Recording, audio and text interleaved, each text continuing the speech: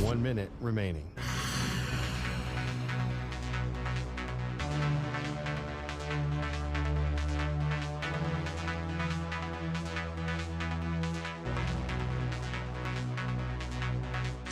.45 seconds remaining.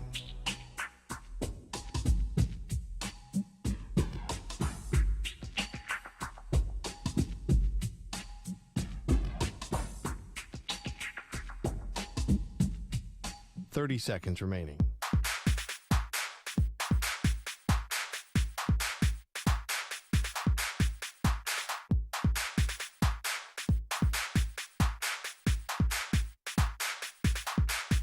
.15 seconds.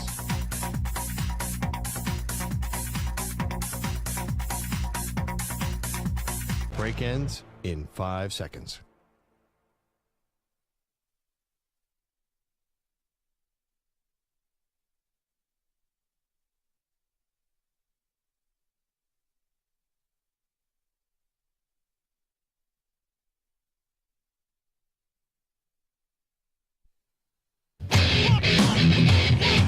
He's live. He's nationwide on CBS Sports Radio. This is the Zach Gelb Show.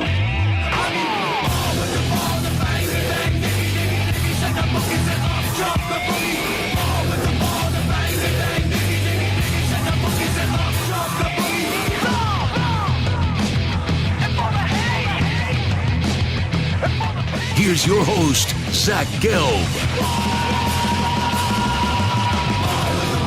Live from the Play Show, yet not overly ostentatious studios of CBS Sports Radio here in beautiful New York City, sitting on top of the 10th floor of 345 Hudson Street. Welcome on in to a Wednesday edition of the Zach Gelb Show across all the great local CBS Sports Radio affiliates, Sirius XM, channel 158, the free Odyssey app, and of course streaming live on YouTube, youtube.com/CBS Sports Radio. 855-212-4CBS, number to jump on in, 855-212-4227. You could always get at me on Instagram, where I'm straight flexing, or via the good old cesspool of Twitter, at Zach Gelb. That's ZACHGELB. We got Moist Mike. We got Stuart Kovacs. We're rocking and rolling all the way up until 6 p.m. Eastern, 3 p.m. Pacific. We will preview the Masters coming up at the top of the hour with Alex Myers, one of my favorites from Golf Digest. Bart Winkler will stop by for a little Winkler Wednesday at 4:40 p.m. Eastern time today. And then Donovan McNabb is going to join us at 5:20 p.m. Eastern, 2:20 p.m. Pacific. I got to start with Kentucky basketball fans because I understand you're passionate. I understand you have a high standard.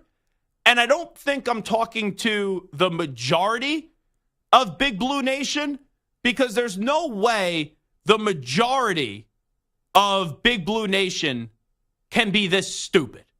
And I'll just say it as crystal clear as I can. So yesterday, I went on a rant. And the rant was basically, if you don't want Scott Drew as the coach, or if you are just going to bitch and complain and say Scott Drew being the next coach of the Kentucky Wildcats is a bad hire, that you're a moron and you need your head examined. I think it's a pretty simple take. So I put that take out. You know, we pump out the video like we normally do. And, you know, it does a few 100,000 views. And there's a lot of people that are saying, this guy gets it. This talk show host gets it. But then there is a loud, vocal minority that makes it appear like it's the majority. And I know it's not the majority. But the loud, vocal minority is very stupid here. Because I was trying to watch the Ranger-Islander game last night. Rangers go down 3-0 early. They end up getting it to 3-2, and they lose in the third period. But I was getting so distracted by the game because it's not that I ever really allow what trolls or what people say on Twitter really get to me. But when people just don't get it and people just don't understand logic and people don't understand what the facts are, I will admit it could drive me insane. And I got so many tweets last night that once again, I'll reiterate, I think it's the vocal minority, but they were coming from Wildcat fans that are just unrealistic. And they think Scott Drew would be this terrible hire. And every single person that I argued with ended up sounding like a jackass. All right? And they made no sense. And they don't realize the situation Scott Drew took over in Waco, Texas. If you are not familiar with the situation that Scott Drew took over in Waco, Texas, let me remind you. A player on the Baylor men's basketball team was murdered by another player. Before Scott Drew got there, not only was the program in peril, the idea of them winning a national championship in basketball wasn't even talked about. If you go back to the early 2000s when Scott Drew took the job, and if someone said Scott Drew is going to win a national championship, they would lock you up. They would examine your cabeza, and they would say, you can't be this stupid. You can't be this naive. And I had so many Kentucky Wildcat fans that were pointing out, well, look how many times Scott Drew didn't get out of the first weekend of the tournament.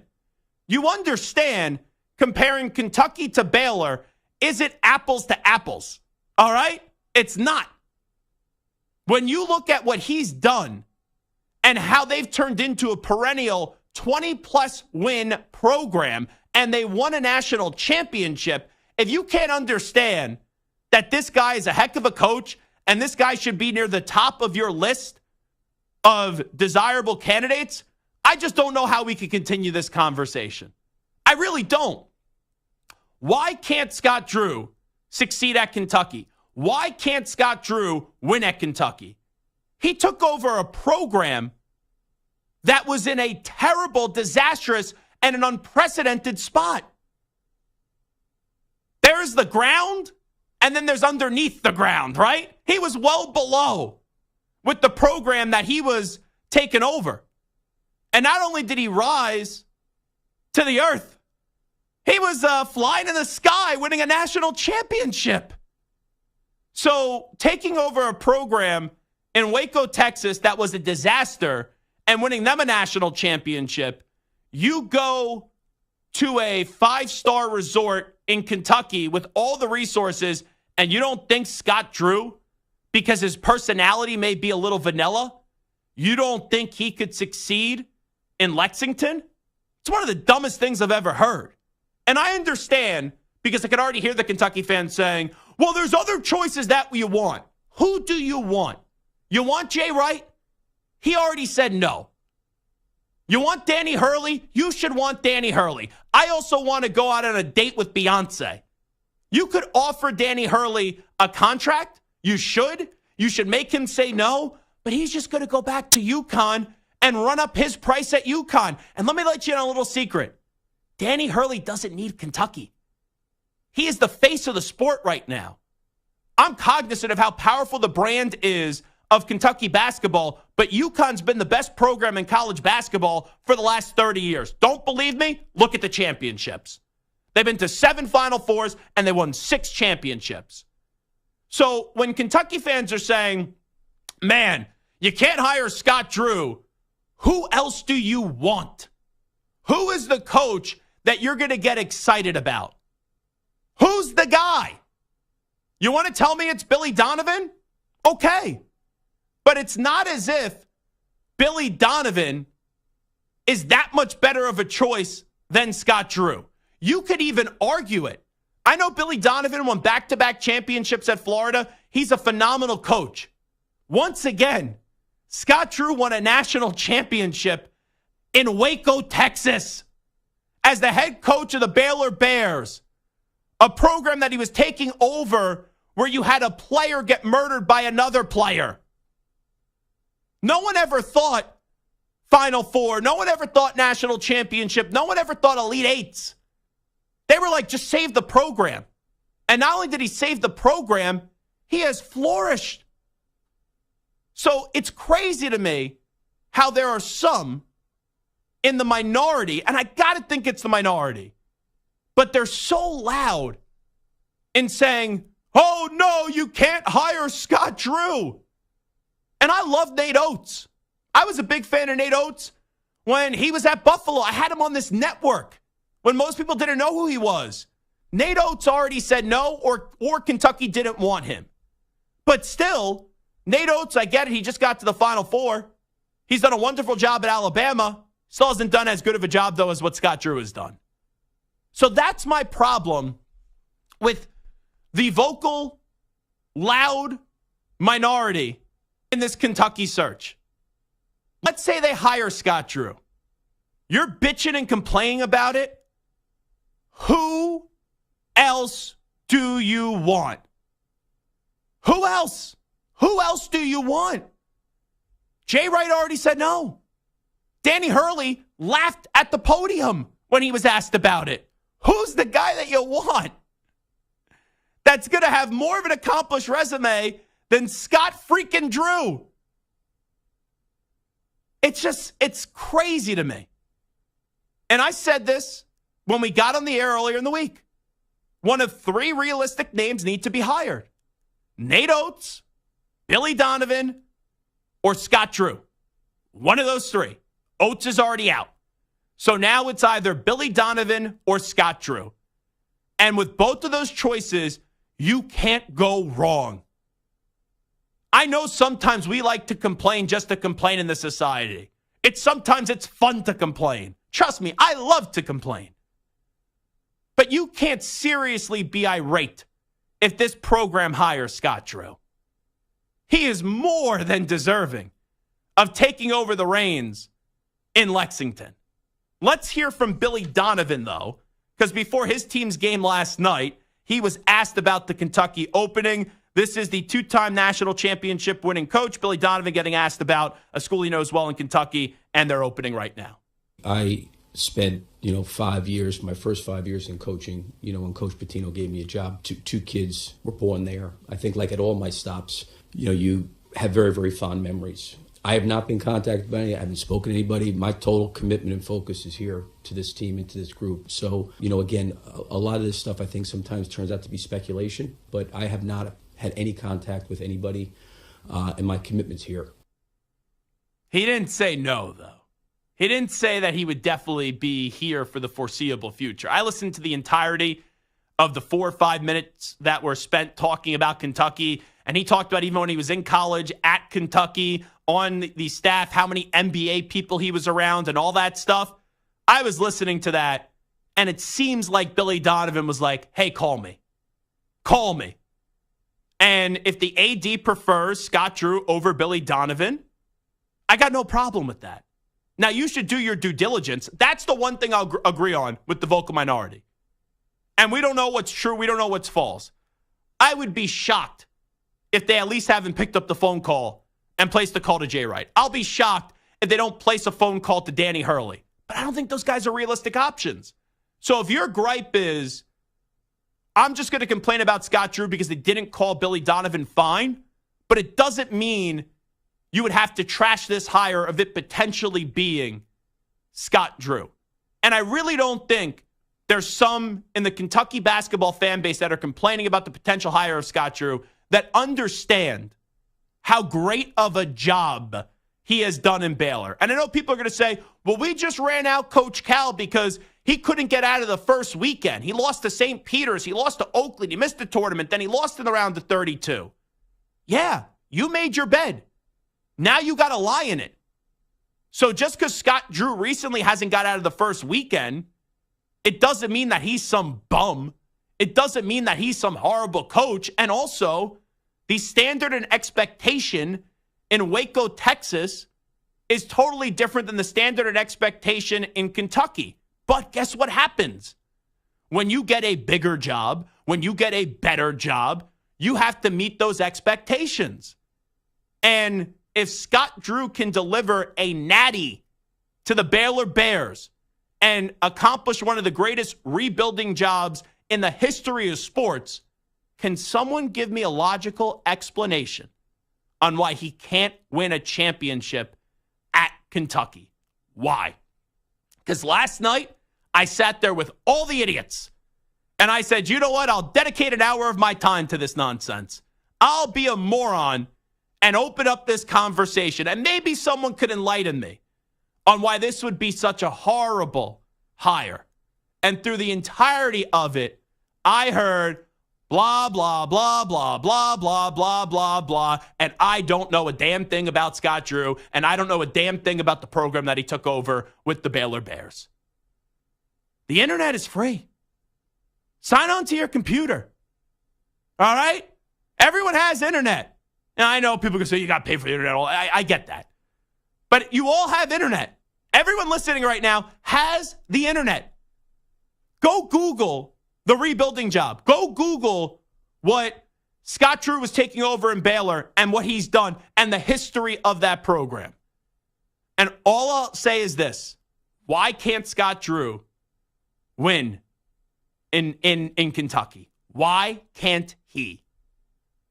I encourage debate. I encourage the other side of this argument.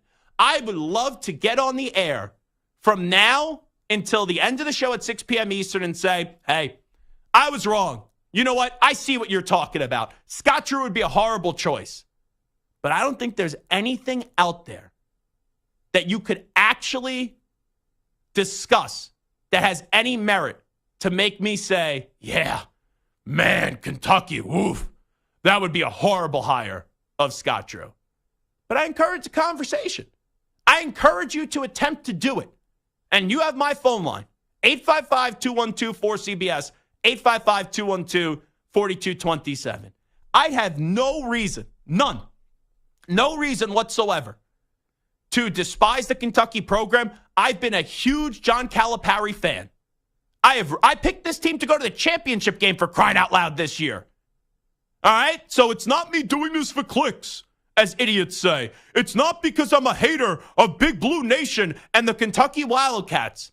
If you think that's the case, one, you think too highly of your program, and number two, you're giving me too much credit. It's not like I sit around and go, hey, Samter, hey, Stu, let's get under the skin of Kentucky fans, and let's just try to generate clicks. No offense, we do pretty damn well on social media, right? It's not like we need to do things out of desperation to get clicks. Never have, never will. I just give you my genuine opinion. And my genuine opinion is that if you don't think Scott Drew would be a good hire for Kentucky, then I think you just either don't get it, or I'll be polite about this, you're a bleeping moron. It is the Zach Gelb Show on CBS Sports Radio. Will you be rooting for John Calipari at Arkansas? And also, should Billy Donovan and should Scott Drew take the job if they're offered it? We'll discuss all those topics next when we continue rocking and rolling on a Wednesday. Zach Gelb Show, CBS Sports Radio. You're in a 5-minute break.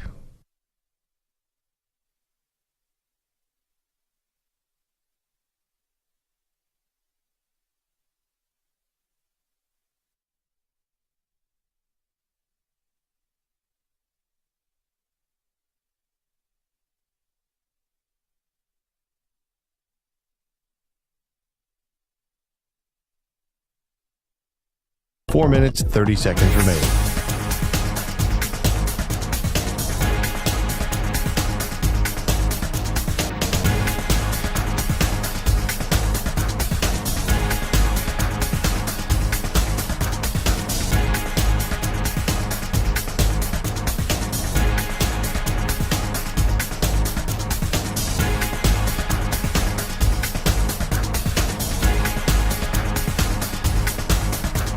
Four minutes remaining.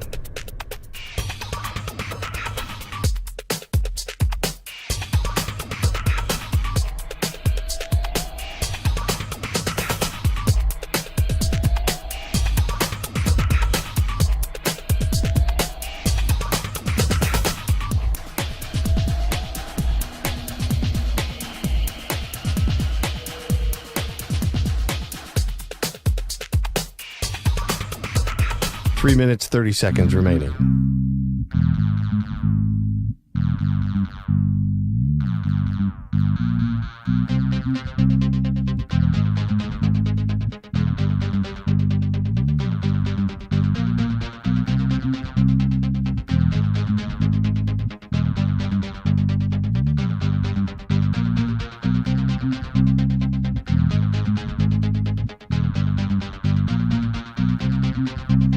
3 minutes remaining.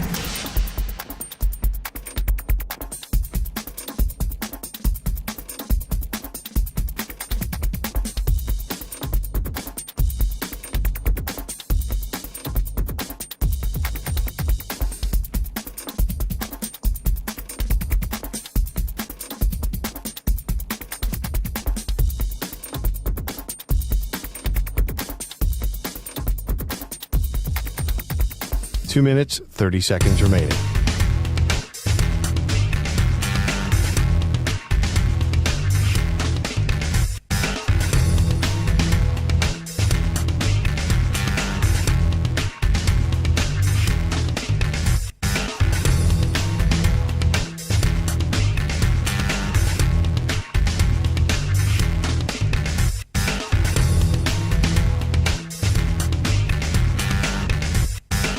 Two minutes remaining.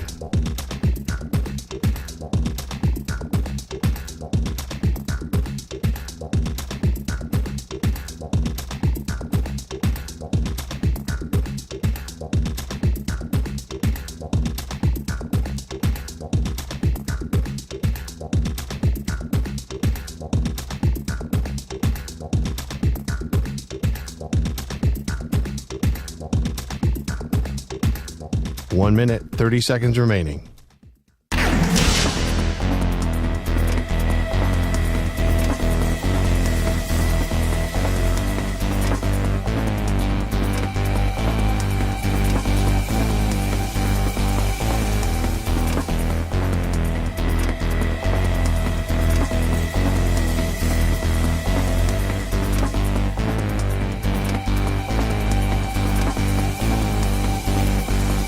One minute remaining.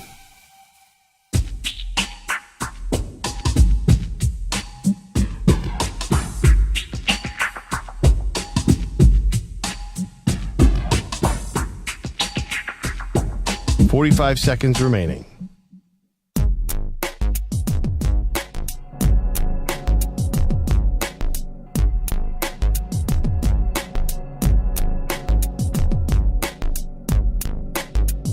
Thirty seconds remaining.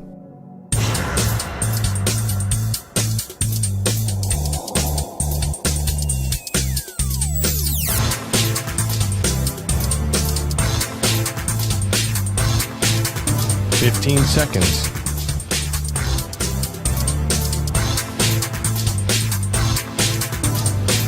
Break ends in 5 seconds.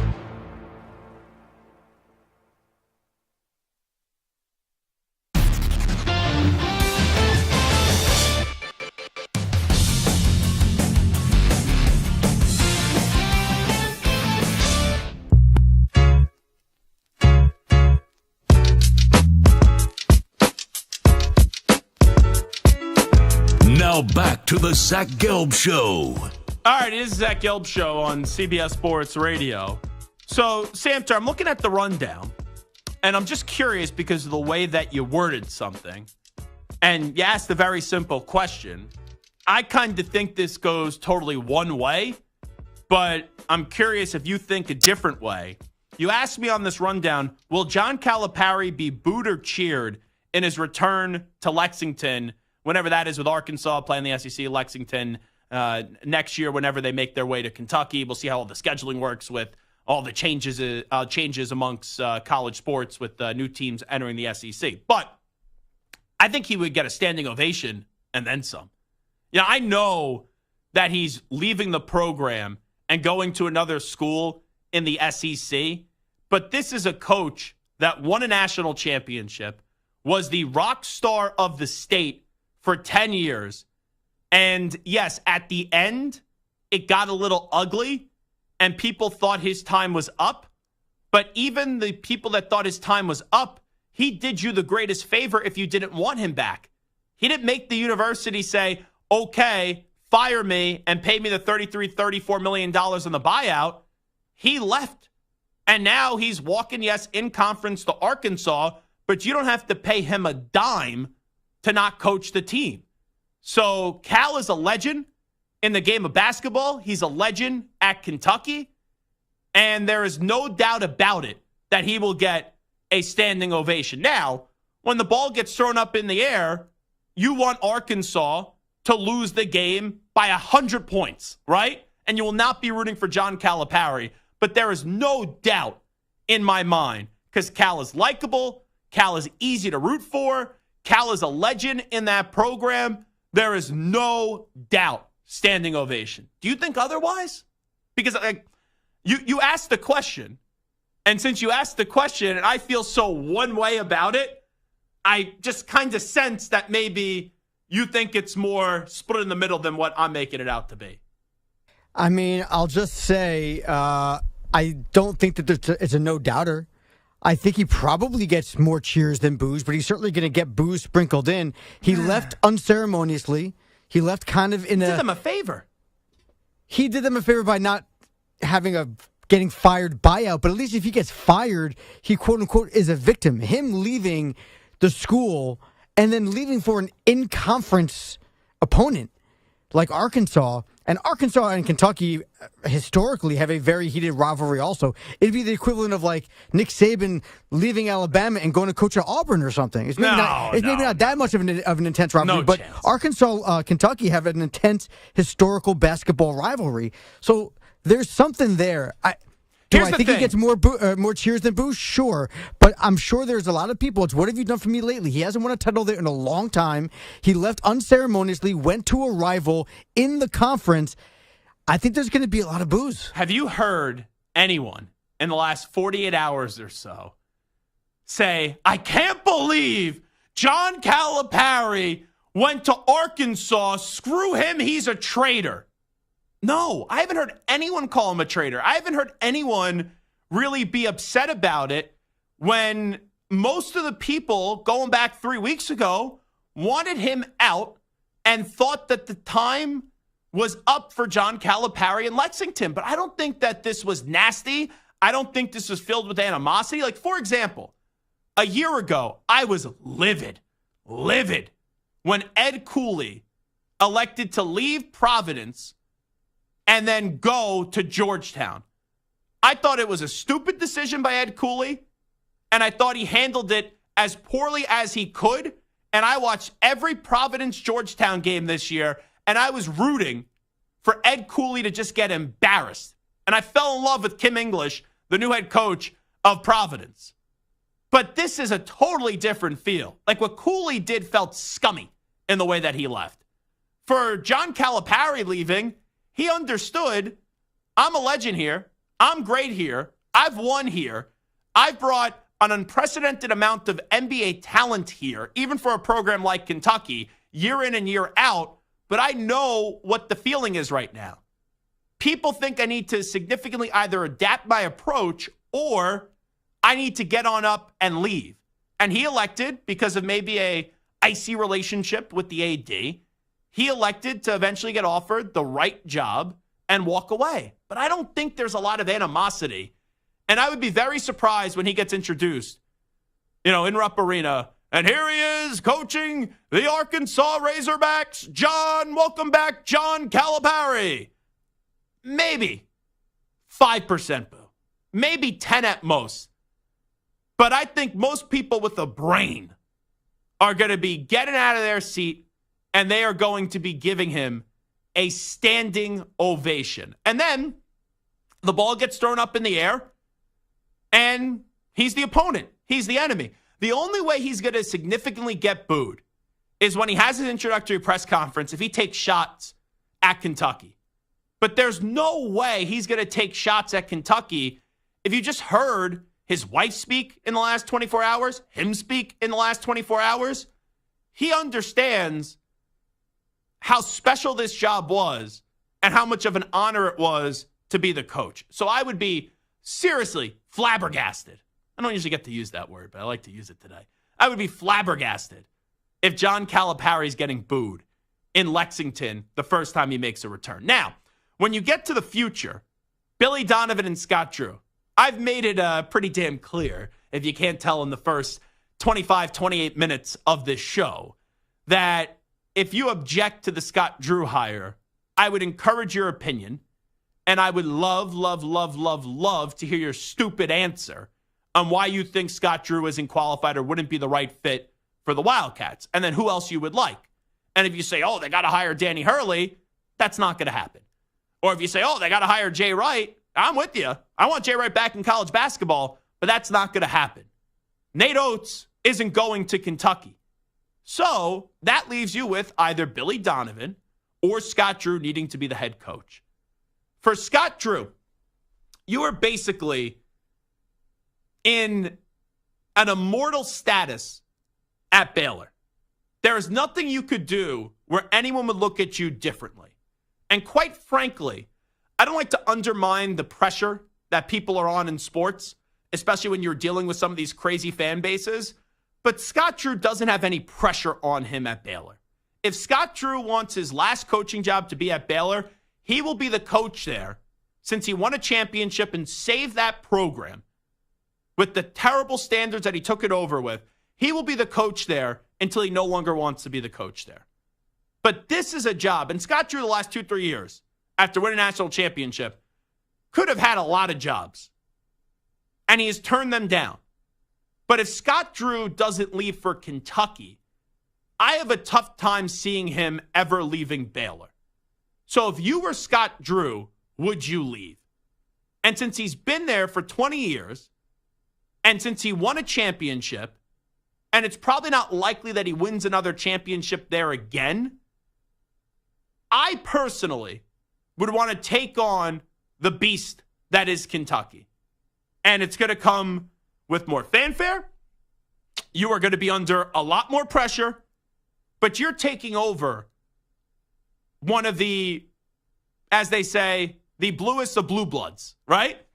And I just, with how much he's a student of the game, how he is a son of a coach, I just have a tough time seeing Scott Drew not want to go, and especially with the relationship he has with the AD, not go to Kentucky if, in fact, the job is offered. So I think Scott Drew should go. Billy Donovan, I think it's a tougher conversation because I do believe now coaching in the NBA is easier than coaching in college basketball.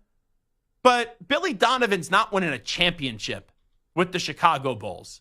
So since he already won 2 championships going back to his time in college, I'm not saying he isn't driven to win another championship, but if he wants the easier quality of life and he's been removed for college for so many years, like almost a decade now, all right, you could do that. But you go to Kentucky, you take over a school where you were an assistant coach of, and you win a championship or 2, I think from a legacy standpoint, it just only enhances and changes the way that we look at Billy Donovan. Like right now, you look at Billy Donovan, you say, great coach, won back-to-back championships at Florida. Those teams are dominant. Phenomenal, phenomenal, phenomenal. You go and you win 2 championships at Kentucky, and you have 2 at Kentucky, and then you have 2 at Florida. Like you get put into a different level. Like you're already in the greats. Then you get put in just an immortal type of level in the sport of college basketball. And like you ask me in the 90s, like, oh, would you rather be the coach of the Bulls or would you rather be the coach of the Wildcats? Yeah, as great as Kentucky is, I'd probably rather coach Michael Jordan, right? I'd rather be the coach of the Bulls, but the Bulls don't have the same feel as they used to for a very long time. And this is a creme de la creme job in Kentucky. So I don't think Billy Donovan is going to get offered the job. It seems like he was begging for the job last night, and he made it clear his focus for now was on the Chicago Bulls.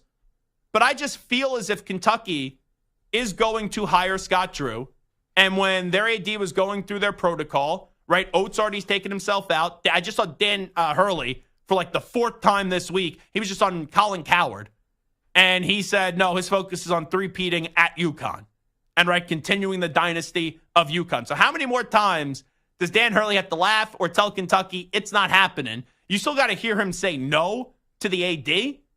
But once Jay Wright is officially out and once Dan Hurley is officially out, and you know Oates is already out, it's a 2-man race.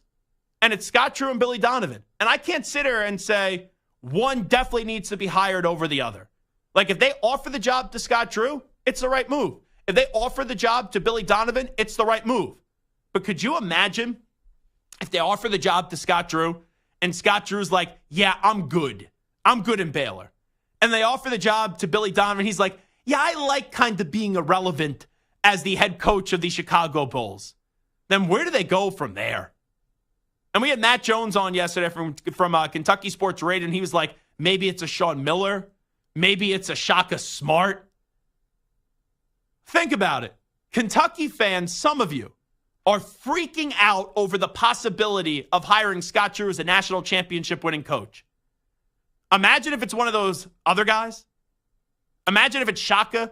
Imagine if it is Sean Miller. Like, if you're already losing your mind over Scott Drew, and this is nothing against Sean Miller nor Shaka Smart, if that's the reaction for Scott Drew, then what's the reaction for those guys? So this is Kentucky basketball. You need to now get either Scott Drew or Billy Donovan. And once again, ultimately, I do think it will be Scott Drew. Do you think Scott Drew should take the job at Kentucky? Do you think Billy Donovan, if he's offered the job, should take it as well? 855-212-4CBS, 855-212-4227. Ackman, let me just ask you this, because I think you have a good pulse on the situation. So Samter and I got into a little conversation, and I thought I was kind of incredulous at just this question that Samter asked me. Will John Calipari be booed or cheered in his return to Lexington? And I was like, I'm surprised by this question because I think it will be 90% bare minimum the first time back that will be cheering. And Samter thinks there's going to be some more boos than what I'm saying. What do you make of this whole situation? Because I do look at you kind of as a neutral person. I go with you because I think if he leaves on his own in the height of his tenure there, he gets booed. Yes. But they kind of wanted him out. And he saved them a lot of money leaving now. Exactly. So I think the divorce was best for everybody involved. And I think at the end that everybody will look at his return happily instead of negatively. Yeah, I said this yesterday. Rodgers and Calipari are very similar. Where Aaron Rodgers, one of the greatest quarterbacks ever. John Calipari, in this era, one of the all-time great coaches. I know that Calipari had success at UMass. You know, I know he had success at Memphis, and Rodgers was just coming into the league. But both, their third year in, Rodgers as a starter, and then for Calipari's third year as a coach at Kentucky, they won a title so early in their tenure, and they still had a lot of great moments, right? Yeah. Calipari still went to a few more Final Fours. Rodgers went to a bunch more NFC championship games. Rodgers never got to another Super Bowl. Calipari got to another national championship game and lost. But it's because since you won so much early and you won that championship early, yes, we could all acknowledge when we get past the emotions 5 years from now or 10 years from now, yeah, great coach, great quarterback. And no one's saying that those guys' tenure sucked now, but it's, I felt like you would have won another championship with how early you won in your tenure. You would think that. And look, he came close. They had that great Kentucky team with the Harrisons and Karl Anthony Towns that lost to Wisconsin in the Final Four. I just think that I don't know where it went wrong because he still had the talent. Yeah. And maybe his, I don't want to say his message might have been different or the way his message was perceived. I'm not quite sure where it went off the rails. Maybe he just got a little too tight. I don't know because, you know, again, they had success.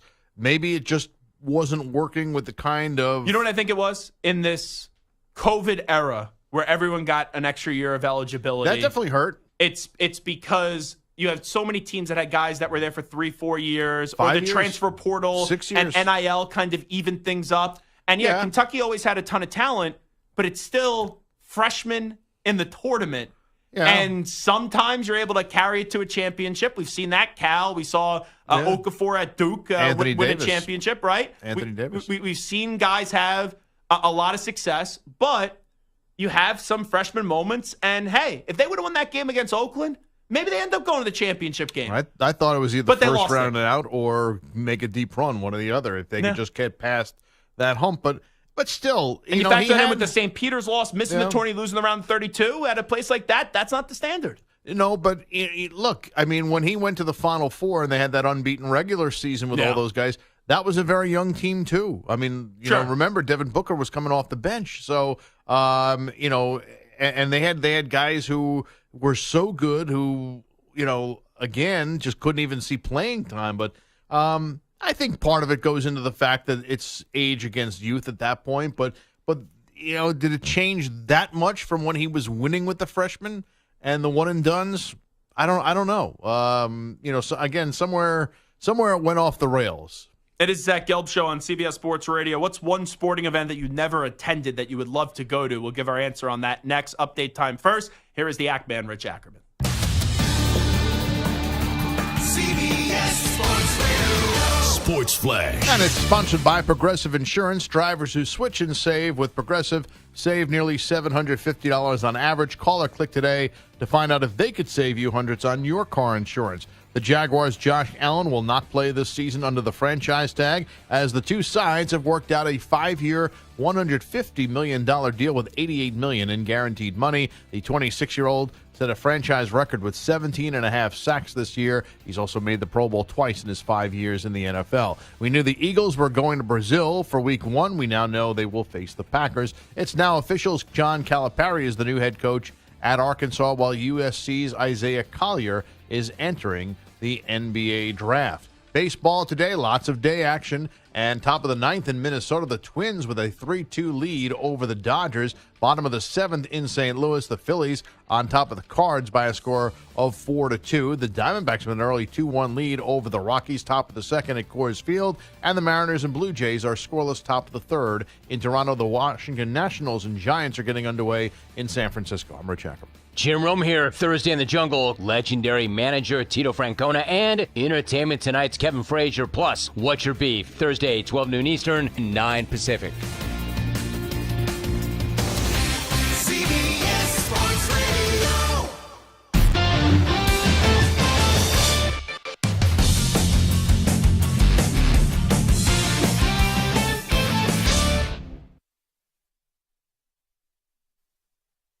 You're in a 5-minute break.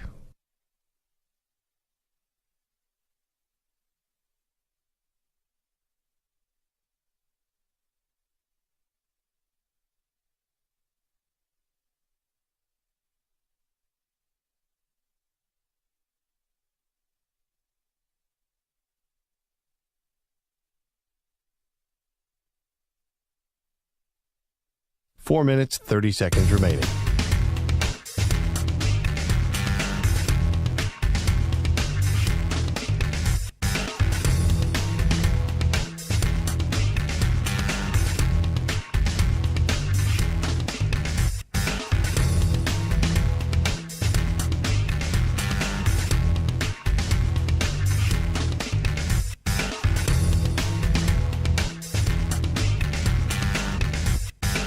Four minutes remaining.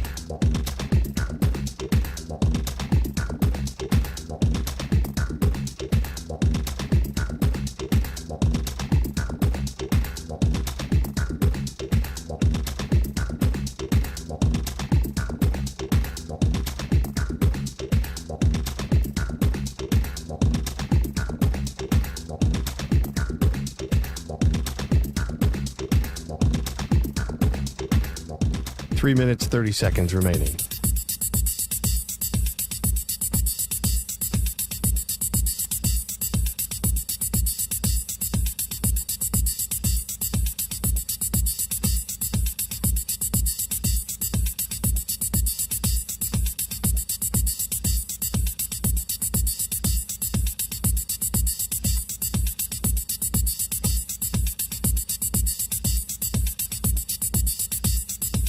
Three minutes remaining.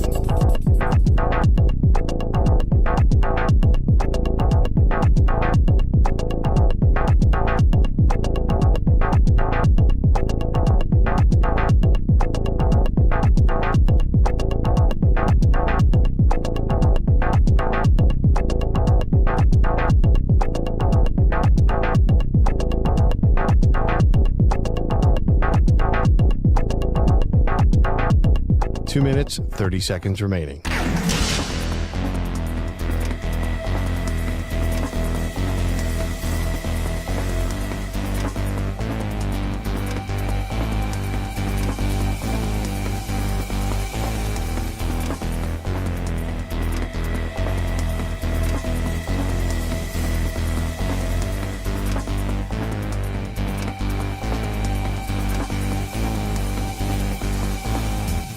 2 minutes remaining.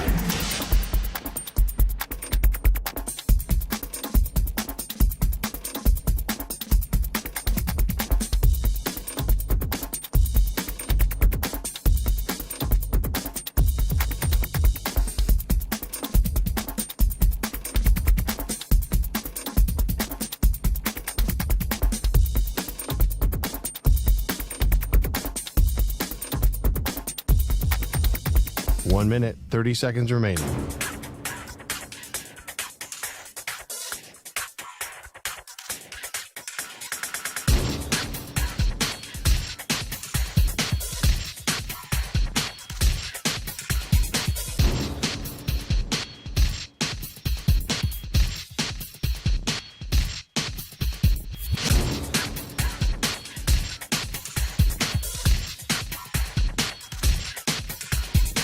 One minute remaining.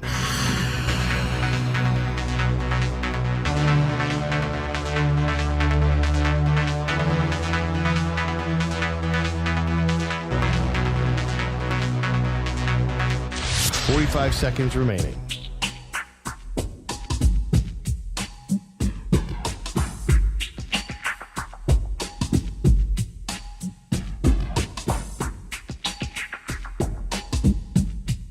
Thirty seconds remaining.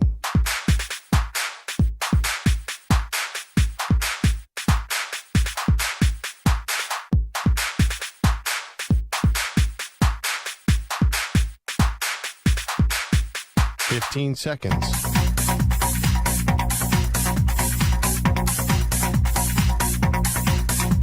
Break ends in 5 seconds.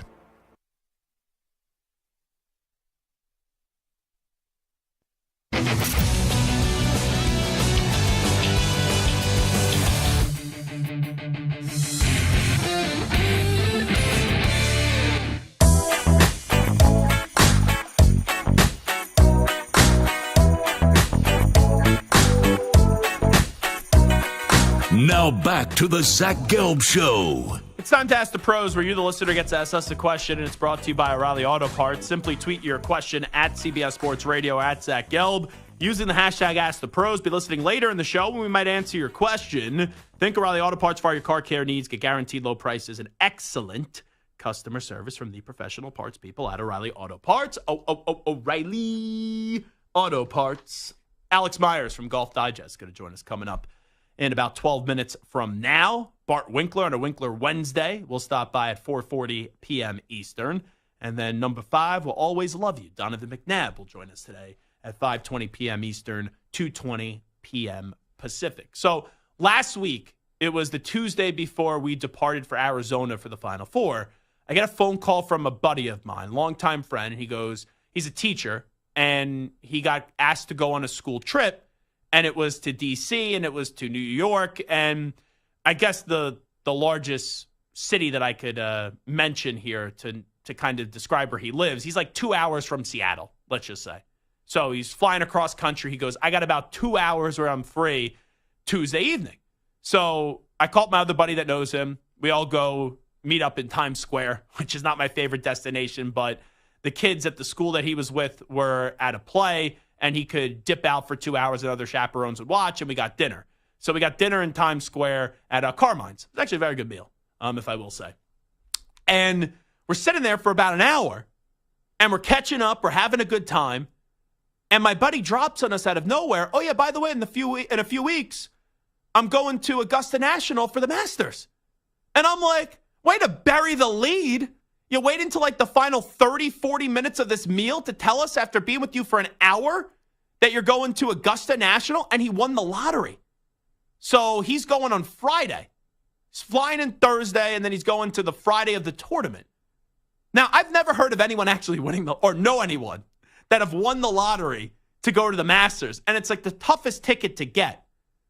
So it was actually good that he waited so long in the meal to tell us, because my friend and I, we both like golf. We were like, the entire rest of the meal were just saying, I can't believe you're going to the Masters. So it was good to catch up on everything in life and then get to the Masters conversation. So I would love to go to the Masters one day.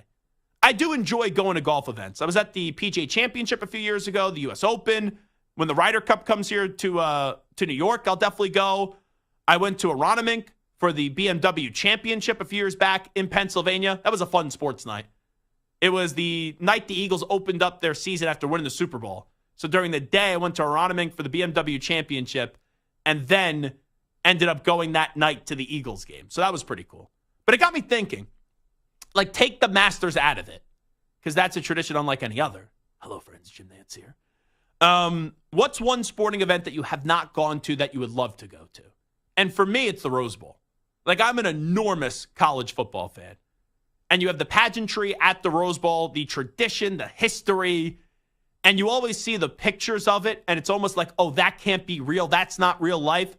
I have never been to the Rose Bowl location, and I would obviously want to go when it's the granddaddy of them all, and it is the Rose Bowl. But that's the sporting event right now that was on the tip of my tongue, the first one that I wanted to say when we asked this question. One sporting event that you haven't gone to but you'd love to. For me, it's the Rose Bowl. Santer? Now, Santer, since he's been a national radio producer for a while, he has been to Final Fours. He has been to Super Bowls. I'm sure you have been to World Series. Like, I've been to a lot of sporting events. I've been to a lot of big sporting events.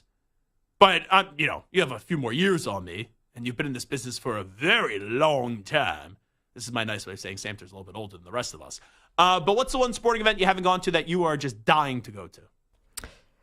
So I was between a couple of them. Like, I've never been to an SEC football game, so I'd like to go see maybe like an Iron Bowl, like something really crazy. That'd be cool. Or even like the game or Notre Dame, USC, something where like, you're at like a historic college football stadium with a rabid, insane fan base of 110,000 people going nuts. Like, for example, this past year I was at the game, Michigan-Ohio State. It's one of the craziest atmospheres I've ever been to. Yeah, and I mean, like, even don't tell Hickey I said this, but even like go to Happy Valley and see like Penn State during a whiteout, like 110,000 people at Penn State, like that would be awesome. So I wouldn't mind something like that, but that's not my number one.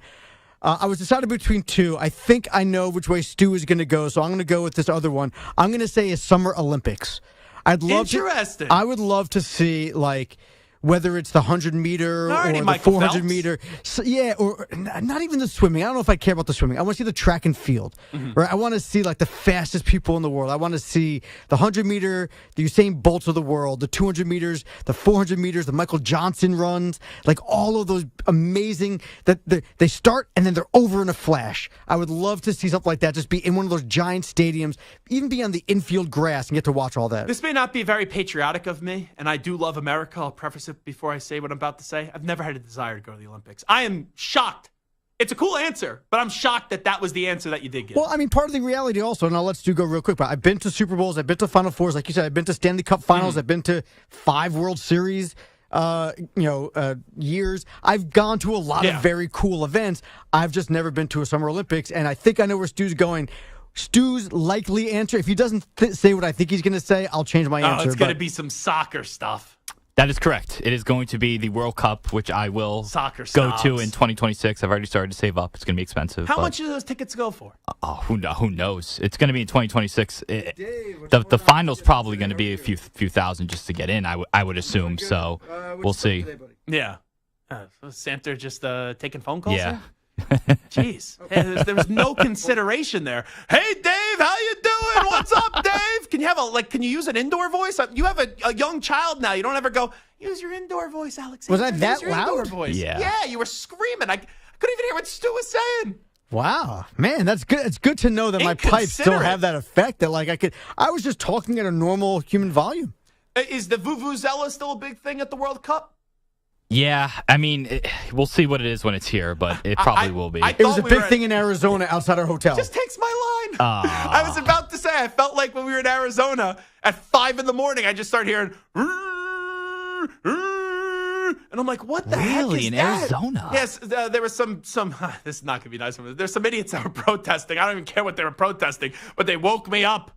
They could be protesting something They that woke I me up. believe in my heart to be the most true thing. 5 in the morning. They could be protesting against like violence against children or something, and I would like, screw you guys, I hate you.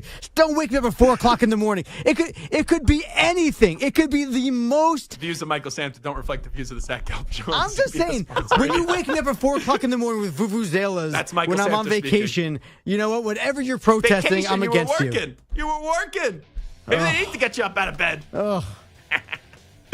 All righty, we're coming on back. We're previewing the Masters. Alex Meyer is going to join us from Golf Digest. Once again, I am Zach Gelb. The other voice you heard was Michael Samter. Just want to make that abundantly clear. We'll be back. Hopefully, we'll be back in 5 minutes.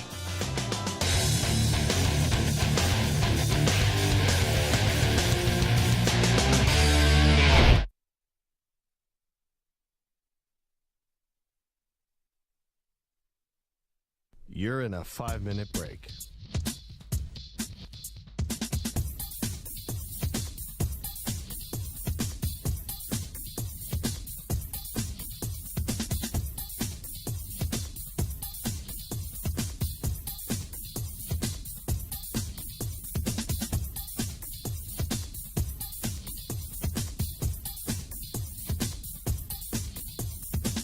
Four minutes, 30 seconds remaining.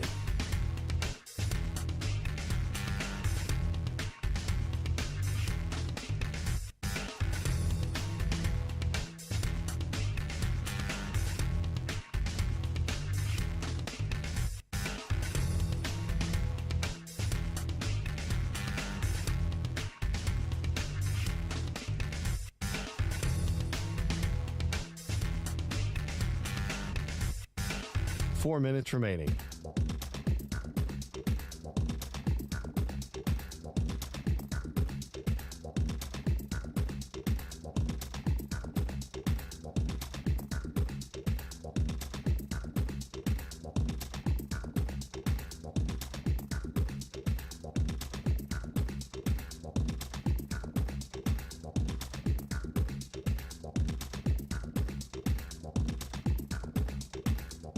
Three minutes, 30 seconds remaining.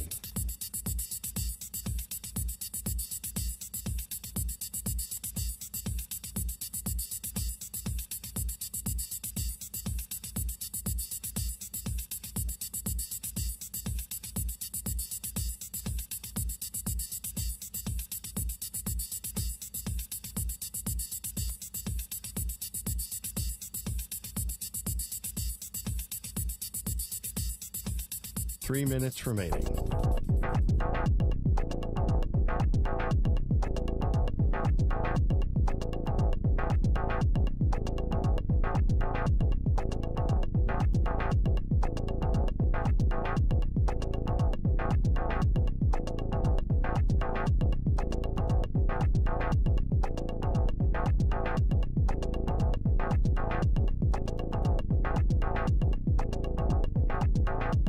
Two minutes, 30 seconds remaining.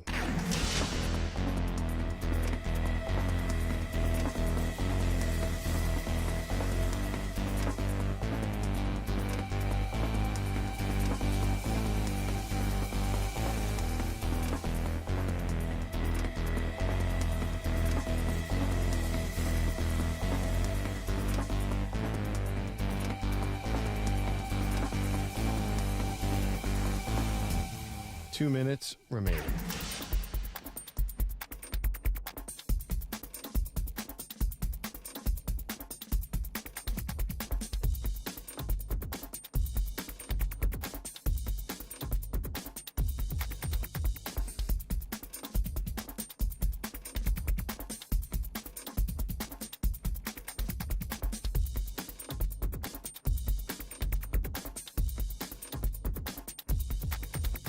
One minute, 30 seconds remaining.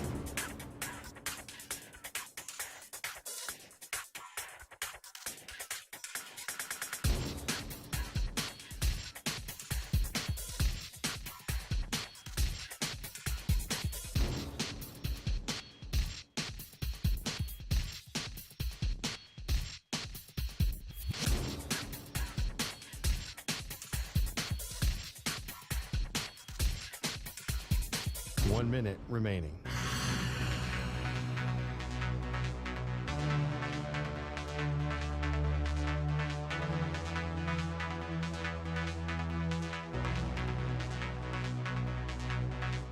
$45 seconds remaining.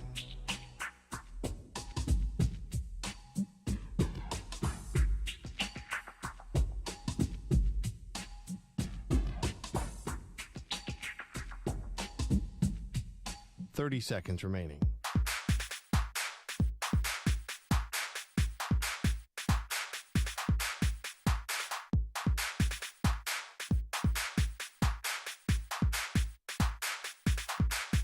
$15 seconds.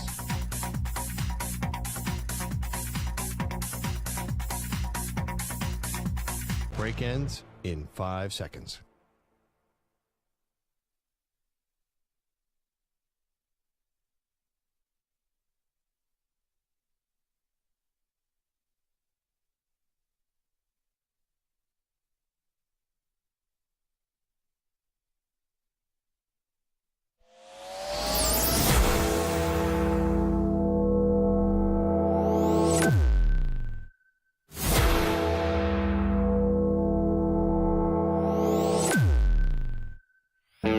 He's live. He's nationwide on CBS Sports Radio.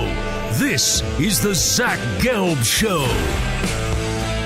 All righty, rocking and rolling. It is the Zach Gelb Show, coast to coast on CBS Sports Radio. It's a tradition unlike any other. Of course, it's the Masters, but whenever there is a major championship, we talk to Alex Meyer, senior writer for Golf Digest, and he's kind enough to join us right now from Augusta National. Alex, appreciate the time as always. How you been, my friend? I'm doing good, Zach.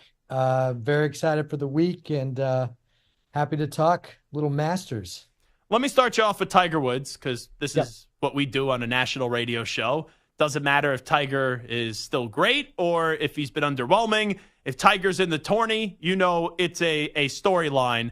So I understand Tiger's not what he once was. There's the hot take of the day. But I still look at Tiger with the greatness mentality. When I hear him say the other day, if everything comes together, I think I could get one more. I'm like, man, the fact that he had to use the word if makes me think that he's not very confident going into Augusta. Yeah, no, I think that's probably safe to say. I think though more so, we just haven't seen him play this year, and it's so weird because in December at his event in the Bahamas, he kind of surprised everybody by saying, "I'm going to try to play one tournament a month next year," and everybody's like, "Wow, that sounds like a pretty busy schedule." Now he's played about one round per month so far this year, so it's been kind of disappointing, at least from a fan's perspective. And because of that, he hasn't really gotten to try out that ankle and everything else since that other surgery that, you know, when he played the Masters last year and he made the cut, but then could barely move around on Saturday to the point that he withdrew. We haven't really got to see him test it out. So I think he probably doesn't really know because he has to do it for the 4 days. He hasn't really gotten the reps that we anticipated he would get. I think, you know, unfortunately at Genesis, he had the illness and he left. And, you know, I think maybe at that point, he just thought to himself, well, I just want to make sure I'm 100% energy level and have my best chance going into the Masters. I don't want to mess that up before the Masters. And so at least we're going to see him give it his best shot this week. But you're right. He doesn't sound quite as confident as he has been in prior years. I just want to say, though, he was out there today and he was on the putting green and he was on the, you know, chipping. There is such a different vibe still when he's there. Yeah. You know, I'm watching Phil Mickelson on the 12th hole, on the 11th hole, and there's people milling about talking to each other. They're not even looking, and it's Phil Mickelson. When Tiger Woods is in the vicinity, everyone stops. Everyone looks at him, including other players. He got in the bunker, and I won't name the player because his caddy took out a phone and started videoing, but he's won a couple times on tour. He stopped to watch Tiger. His caddy started videoing because it was so cool that he was in the shot with Tiger behind him. There's nobody else like that. So you're right. He's still a big storyline, and he's still the person that most people want to see. So when we get to Scotty Scheffler, I know it's so tough to pick outright winners, but everyone's saying Scotty this, Scotty that. Out of 100%, how confident are you that Scotty Scheffler wins this weekend? Out of 100%, that's a great question. Well, it's 4-1 odds. I think that's a little much. He deserves to be the clear favorite, no doubt. But if he were really more like, 6-1, 7-1 odds, well, I don't know. I'm not a great at math, but I don't know, 15%, somewhere like that, 20%. I'll give him 20%. I'm not going to give him 25%. Well, I guess 4-1 would be 20%. So maybe 15%, I would say, which is incredible when you're talking about one guy against, 90 other players. But that's just how good he is. And every time his odds keep getting lower. At the players, he was 6-1, and I was trying to talk myself into it, and I got talked out of it. Of course, he ends up winning the players. So there's a reason why his odds are this low. The only person other than Tiger, I believe, who has had odds this low in the recent era was Dustin Johnson back in 2017. And then he didn't end up playing because he got hurt on the eve of the Masters. He had won 3 tournaments in a row. And obviously, Scotty came close to winning 3 tournaments in a row recently. He missed that 4-footer to get into a playoff in Houston. So he deserves to be the favorite. I think, the odds are a little crazy, but yeah, he's hands down the best player in the world right now. Alex Meyer, senior writer from Golf Digest, joining us on the Zach Gelb Show live from Augusta National. Rory McIlroy, will he ever win the career Grand Slam? The Masters, the last one that he still needs to check off. If I had to say, I will say yes. And only I would have been on the fence, but his buddy Tiger said yesterday he will get it done. He believes, and Tiger knows more about golf than probably anybody. It's funny because if you took away Rory's name and you just looked at his career record at Augusta, you would say, oh, this guy's a great record at Augusta. But because he's Rory and because he won the 4 majors at such a young age and because he's been trying to complete the career Grand Slam for almost a decade now, he's kind of looked at as a failure. But he has played well here. He has had his chances and he's had, nice moments here. So the fact that he's still, not even to 35 yet, and he's got, I don't know, at least another decade of, barring injuries, of being in his prime or close. I would bet on him getting it done. But yeah, it's kind of crazy that it's even a question, because when he won that 4th major back in 2014, I mean, I think we would have said 99% chance that he would do it by now. It's also wild? Brooks Koepka has 5 major championships, hasn't won a green jacket yet. Where's the confidence level with Brooks going into this weekend? Because, I don't know, maybe it's because of all the Live Golf stuff, which I think is overblown now. The Live Golf PGA, we'll talk about that in just a second, doesn't resonate as much as it did a few years ago. But I feel like we haven't heard much about Brooks going into this tournament. I agree. And, last year he did win, I believe, the last event heading into the Masters on the Live Tour, or was one of, so he, and people are like, oh, here comes Brooks. He's getting in shape for the Masters. And sure enough, he had the 54-hole lead. He kind of let it get away. But this year we haven't heard as much. He hasn't really done anything. But as we know, that just for him, that's the last, it doesn't mean anything. I mean, it really does not mean anything. He could win the week before the Masters. He could play terribly the week before the Masters. And I think we would all just expect him to show up and play well. So I'm actually surprised that his odds have slid down to what they are. I think maybe like about 20-1 now in some places. And that seems kind of crazy to me, because if I were just saying, if I had to pick a top 3, I think there's a clear top 3, put it that way. I think Scotty's the clear 1, but then you have Rahm and Brooks are 2, 3, 2A and 3. And the fact that he's 20-1 seems kind of crazy. So I'm sure his confidence level's high. I just feel like for whatever reason, we have not heard from him at all this year.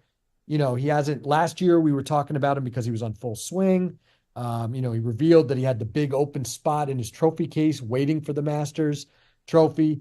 And this year we just haven't heard from him. But I think confidence is there. And he's another guy. It's just a matter of time before he wins one of these green jackets. So you gave the 3 big names. Who's someone, it doesn't necessarily need to be a long shot, but not really getting talked about that much, that you're like, okay, I could see this guy. I could see Alex Myers looking like a genius on Monday if you say this guy has a chance to win at Augusta, then he goes and plays 4 epic rounds.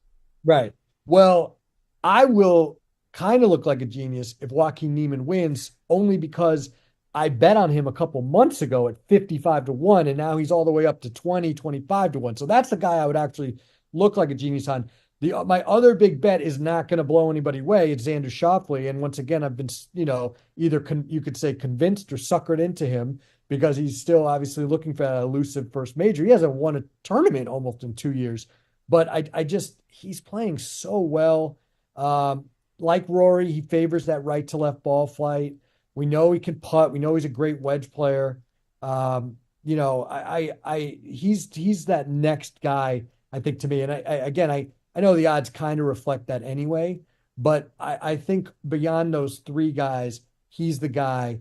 And then again, Neiman, not only based on he's done fairly well here, but he won at Riviera, which is always turns out to be a nice comp. You see a lot of overlap between winners at Riviera and Augusta National.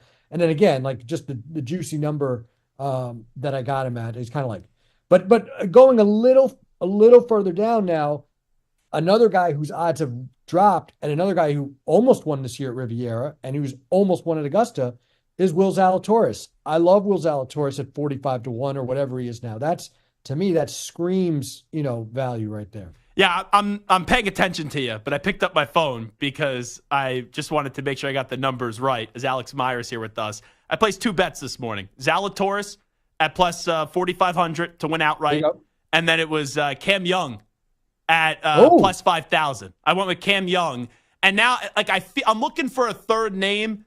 I feel like because the odds are pretty good, 45-1, 50-1 of those two, that I probably go Brooks here because once – like last year, I know Brooks had a good showing, but it feels like when we're not really talking about Brooks or, it gets all caught up in the live thing now, Brooks he has that ability where nothing else really matters but the major championships to him, and he makes that clear. And now people being silent about Brooks makes me think he's going to be my third pick for this weekend.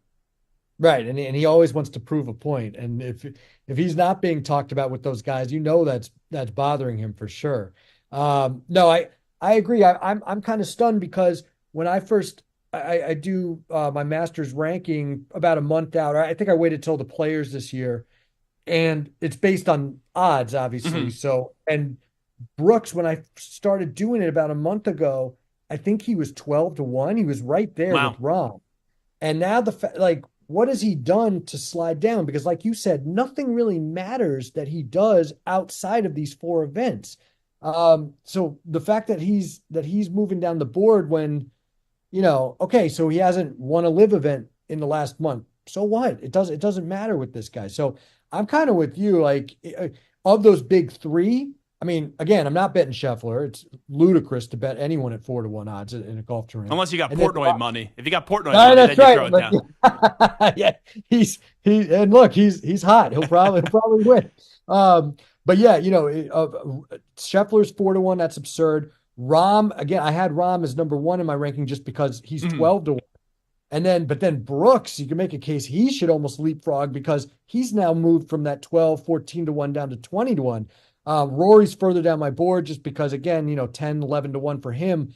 I don't put him in that category right now. So, but of those 3, again, Scheffler clearly at the edge, but if the other 2 are kind of even, then yeah, I mean, why not just take the extra few odds there? So last year when we had you on, I said I've placed a bet on every major that Patrick Cantlay has been in since 2019. Here's the thing, though. Last year, I tweeted out, I'm not doing it this year. I'm clearly a mush for Patrick Cantlay. And then he follows me on Twitter. He retweets it. I'm like, okay, I caved. I tweeted it out this year. I am not betting Patrick Cantlay. I want to see him win a major. But, man, it's just like my pockets are now like fully empty. And they have holes in them for how much I've bet on Patrick Cantlay the last few years since 2019. Right. Well, I can't knock you too much because for me, that guy is Xander Schauffele, his buddy. And they were playing together today in the practice round today on the back 9. And, Xander looked fantastic, by the way, I will say. But, Cantlay didn't? He looked okay. Not as good as Xander. Come on, Joey LaCava. Get him going. Yeah, Xander was really sharp. But, no, we all have those guys, right? We have those guys that we fall in love with, and then we don't want to miss out when they finally do win. And that's happened to all of us too. And, the last few years, at least at this tournament, I did stick to my guns on Rahm. I said he was going to win at some point. I'll just keep picking him until he wins. and he won. So sometimes you do have to just ride a guy till he wins if you feel that confident in him. But I'm surprised Cantley, like Rory, until at least last week, off to a very slow start to the season this year. Usually he's a guy who at least you can count on, a bunch of top fives, bunch of top tens coming into this event. But as a result, if you were to bet on him, Zach, I mean, at least the odds now are like 40-1 or something. Yeah, not doing it this year. Not doing it. Good for you. I got to take one for the team, and then hopefully Patrick Cantley gets it done. All right, last thing I want to ask you, Alex Myers, senior writer for Golf Digest. A few years ago, there was no hotter topic than Live Golf and the PGA Tour. I think everyone's now just fatigued with it, and we don't really care about it, especially after this merger financially that was going to happen, and I haven't heard much since. I know it's the great unknown, and you probably won't have a great answer for it, but what do you tell the casual golf fan about the future of golf with all this nonsense that's been going on? Yeah, I mean, the one thing I'll say is you definitely hear more and more players wanting to unify. And, it's funny hearing it from the Live guys because they're the ones who broke the whole thing up in the first place, like Bryson and Phil. But then you hear, when Rory flips his tune and is even like, oh, man, we got to put these guys on the Ryder Cup now. When you hear, a lot of these other guys, Cantley, other big names for the tour saying, yeah, we probably do need to unify. I do think that they're going to try to make that happen. They've had meetings in recent weeks and recent months. Some days you hear they went well, some days you hear they didn't go well. But I think everybody realizes for the good of the sport, it would be better if everybody played together more than 4 weeks of the year. So I think that's going to happen. But to your point, I agree. I think the Live talk is way down this year, which again is welcome for me, welcome for golf fans. I'm sure 2 years ago it was like, oh God, these guys haven't seen each other in a couple months. Are they going to get into fights? No. Last year it was, oh my God, these Live guys, can they still, they can't compete anymore, can they? Obviously they can, with Brooks holding the 54-hole lead and Phil Mickelson making a run. So this year it's kind of, we've run out of those kind of forced storylines. I think until there's actually a merger or there's a definitive not merger going to happen, I think that has cooled down a bit, and I'm with you. I'm tired of it. I think the fans are tired of it. I think we just want to focus on the golf. Let's just appreciate that all the best players are here this week, and let's just watch them play and enjoy it. He is Alex Myers at Augusta National. Go enjoy probably your 18th $1.50 egg sandwich of the day. Oh yeah, well the peach ice cream. I can't stop eating. Love it. There he is, Alex Myers, joining us, senior writer from Golf Digest. One of the best covering golf. Always enjoy our conversation, previewing the major championships, the 4 times we get to do so throughout the golf calendar. All righty, Zach Gelb Show, CBS Sports Radio. We'll come on back after these short messages. You're in a 5-minute break.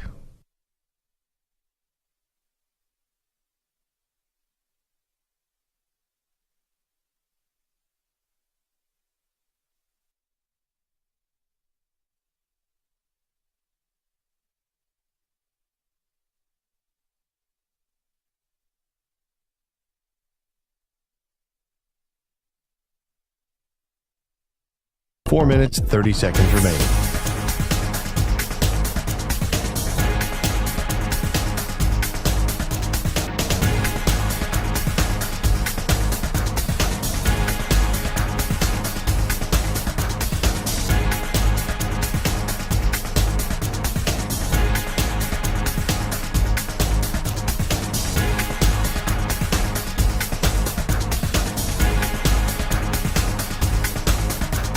Four minutes remaining.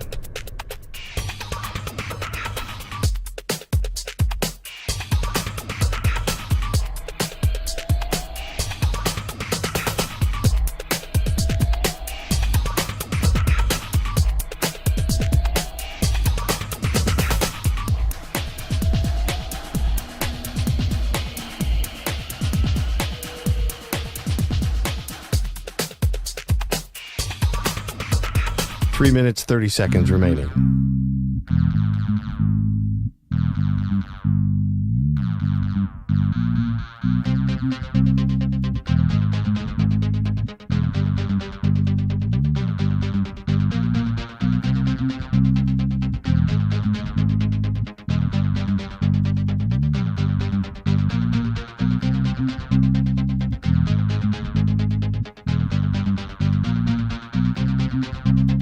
3 minutes remaining.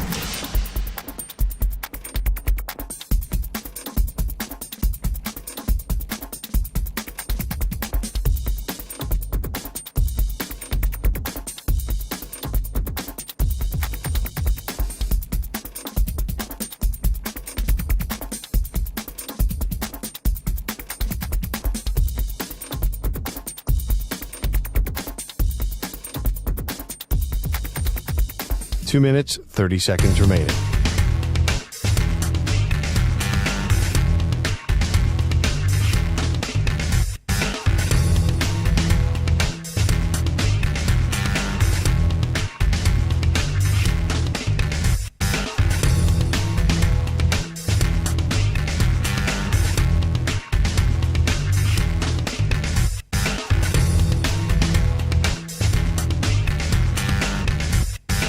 Two minutes remaining.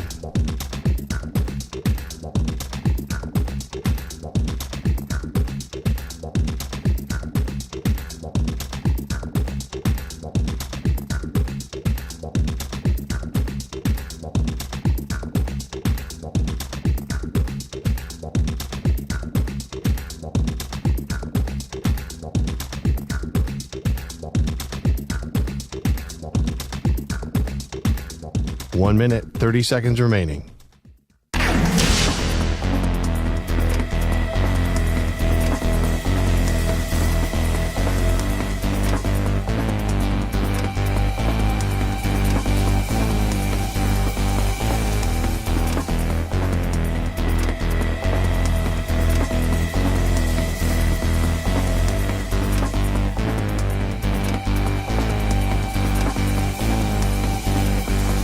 One minute remaining.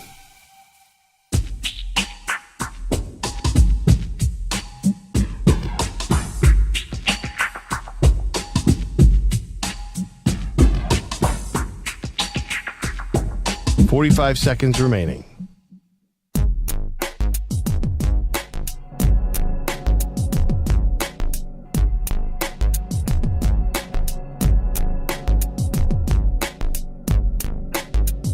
Thirty seconds remaining.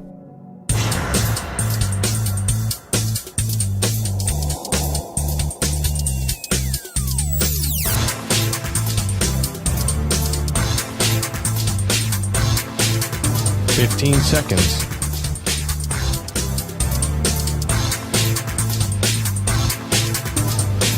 Break ends in 5 seconds.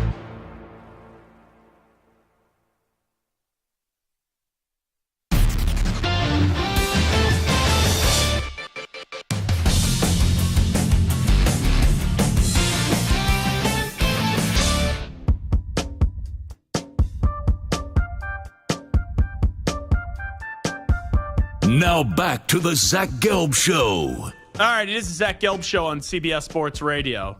So, Samter, I just saw this right as we were coming back from break. I slacked you.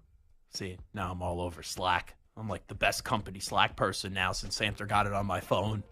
It's amazing. I'm finally on the Slack train. There's so many people right now that are like, how have you been doing your job for all these years without Slack? I've always had Slack. It's only been on my computer, and for some reason, when I downloaded the app through all the changes throughout the years with our company, that my Slack that was on my computer wouldn't transfer over to my phone. It was trying to use like an old domain. And then one of the IT guys just looked at my phone for about 2 seconds and was able to press what needed to. Doot, doot, doot, doot, doot. He was like Jonathan Gannon. Boop, boop, boop, boop, boop, boop, boop. And then boom, Slack appears on my phone. But we'll play this audio later in the show. And I want to see if the audio actually matches the headline. So the headline is from Dove Kleiman. And I guess Cam Newton was on Shannon Sharp's Club Shay Shay show. And the headline is, Cam Newton says the Falcons could have got Justin Fields, himself, and Michael Vick for the same price that they gave Kirk Cousins this offseason. Okay. Since I have not heard it yet, all I'm going to say this.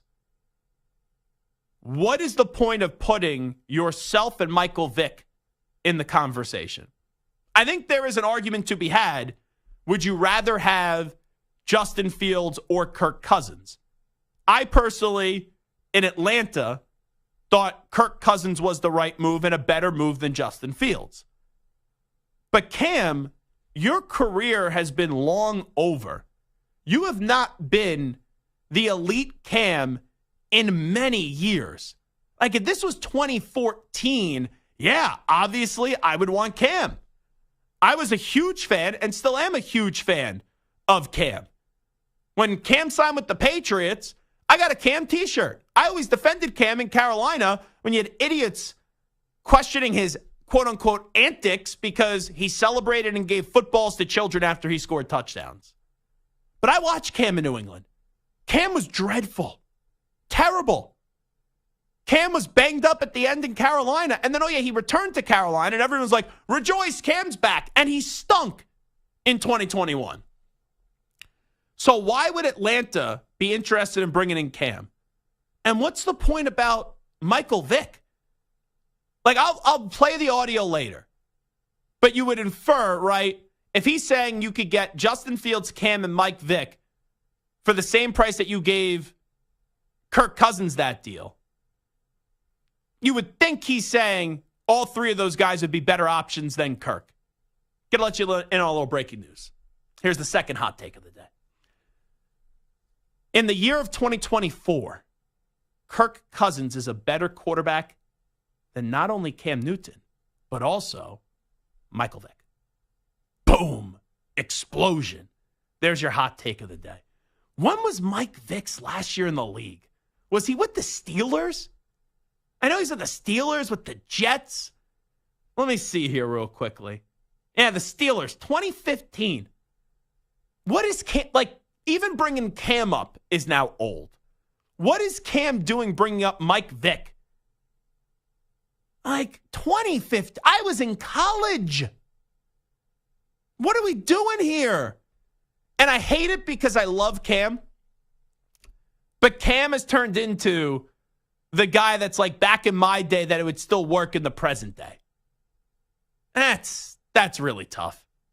Cam keeps on throwing his names in for jobs. And I know he said in this offseason, the only team he would go sign with is Atlanta. No one has called you. No one has wanted you. Like Ron Rivera and you guys were linked together. He never really seriously considered you with the Commanders. And they've never had a quarterback when he was there. We have the audio now. Oh, look at this. Samter working very quickly. That was a rapid pace. You could be like a NASCAR pit guy with how quickly you change those tires. I really hope, because I like Cam, I really hope this audio doesn't sound as stupid as it appears on social media. Here is Cam with Shannon Sharp and Club Shay Shay. It ain't even, I mean, that's egregious. And I love the fact that he's able to get that money. But what the Falcons paid Kirk Cousins, they could have got Cam Newton, Justin Fields, and Michael Vick for that price. But what's the point? So it was what, 180 million? I think 100 something of it was guaranteed over 4 years, if I'm remembering this correctly. Why would you want Cam in 2024? Why would you want Mike Vick in 2024? So basically, let's just play this out. It shows you how dumb this comment is. Let's say Arthur Blank said, okay, we're signing Cam, we're signing Mike, and we're signing, or we're trading for Fields, and we're going to allocate $180 million to all three of those guys. We would talk about that for about a month, every day, every minute of this show, every segment of this show, and say how that's the dumbest thing an NFL owner could ever do. Because Cam is not a better quarterback than Kirk in the year of 2024. Mike Vick isn't a better quarterback than Kirk in the year of 2024. You want to sell me off the potential of Justin Fields? Fine. That would have been a fun connection with all the names that you got. It would have been a fun offense to watch. But why would you then give basically $180 million to Justin Fields? Does any Falcons fan be like, wahoo, this is unbelievable. Oh, this is great. Here come the Dirty Birds. Like, no one would be jacked up. You'd all be slamming the move. Like, that's the funniest part about the clip to me, Samter, is that Cam thought he was on to something. Cam thought he had this great revelation that you could get these three guys for $180 million, and it would be so much better than what you actually allocated those dollars to. That's the crazy part to me, is that Cam doesn't understand that in the year of 2024, his NFL career and his ability to be a good quarterback, it's donezo. That window has long been shut. That's the crazy part to me, Mike. I'm with you. I loved Cam when he played, but I'm getting to the point now where some of the junk that comes out of his mouth is just so asinine. And like, he comes from a place where he knows a lot of stuff that a lot of other analysts and a lot of other players might not be able to know or say, or because you don't get outspoken quarterbacks nearly, as often. Yeah, right? it's usually button up quarterbacks that are robots and say nothing. So it's nice to have a quarterback who's going to say stuff, but but the problem is lately there's been so much crazy nonsense that he says that when he does say something profound, when he does say something interesting, when he does say something that actually could make a Takes difference. away from it?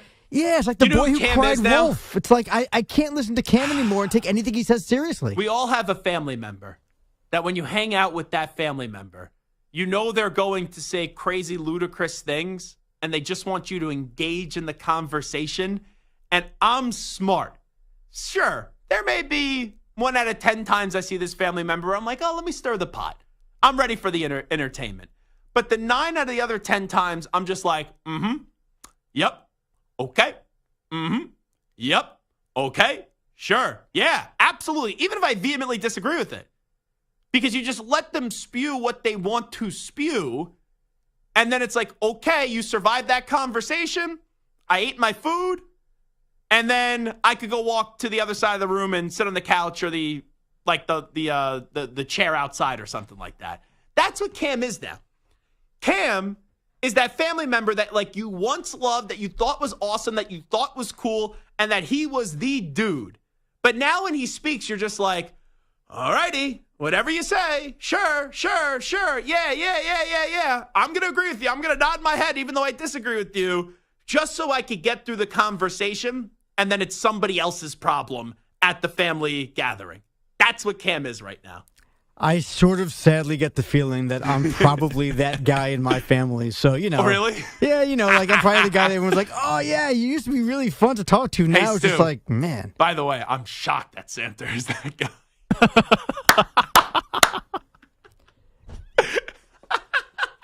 Hold on a second. Am I sensing sarcasm? Oh, no. No, I'm being 100% serious. I'm shocked you are that guy. Shocked.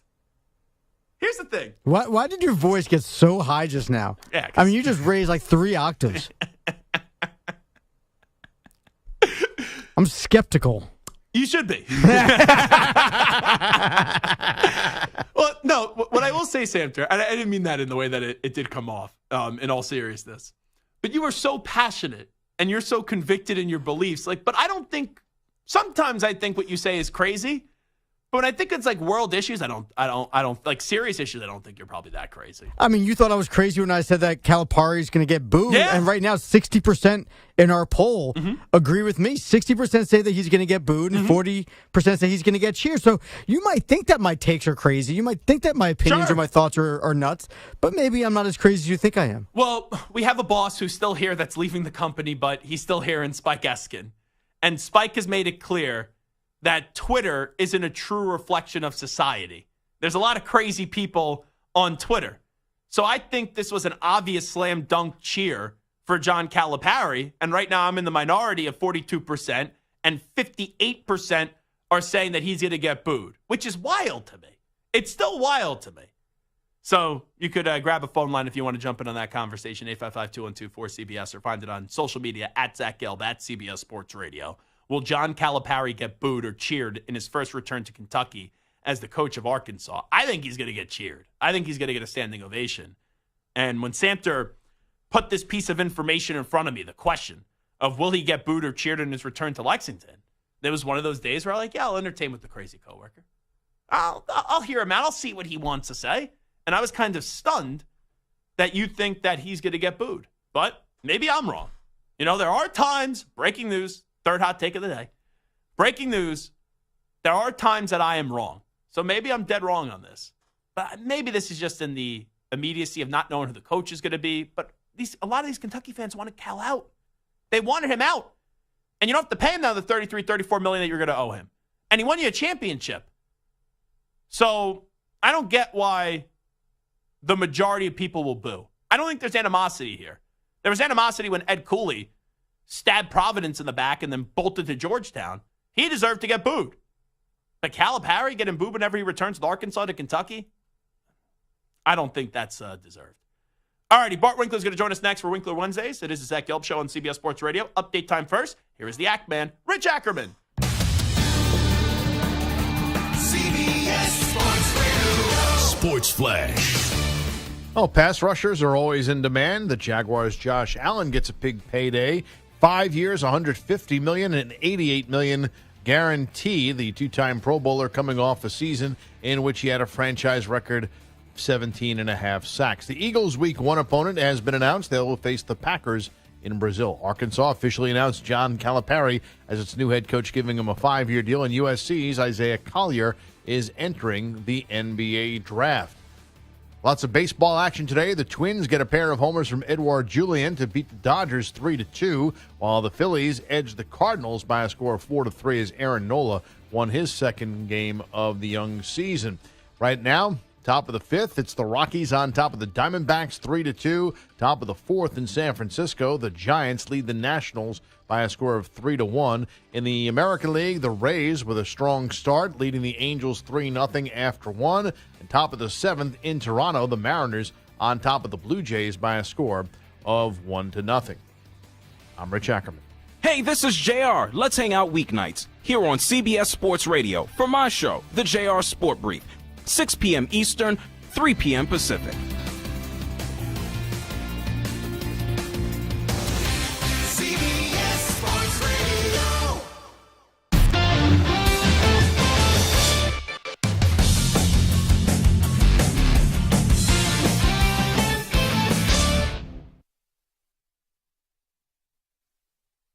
You're in a 5-minute break.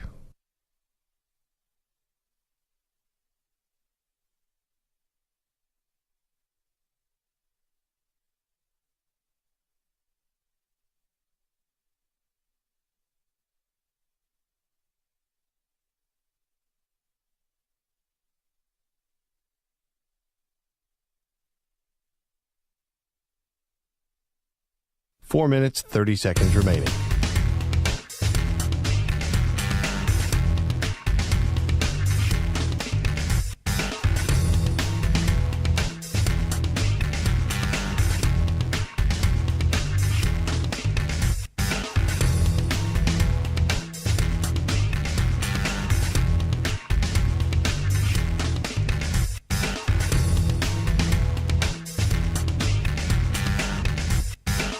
Four minutes remaining.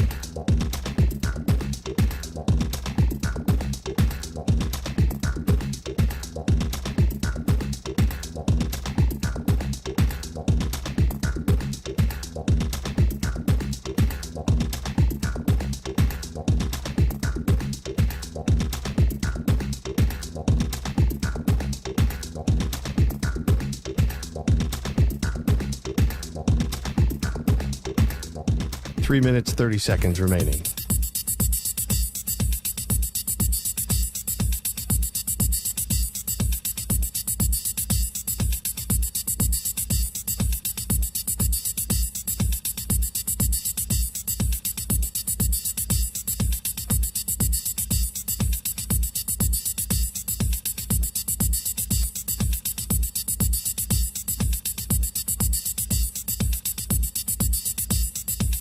Three minutes remaining.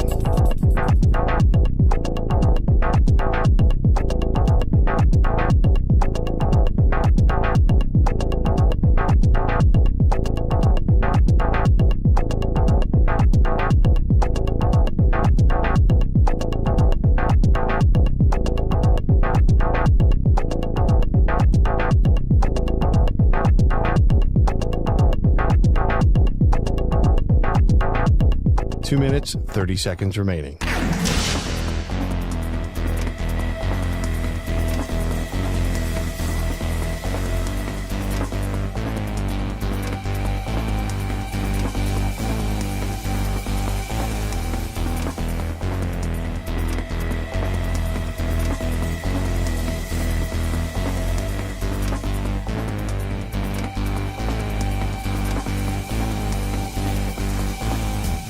Two minutes remaining.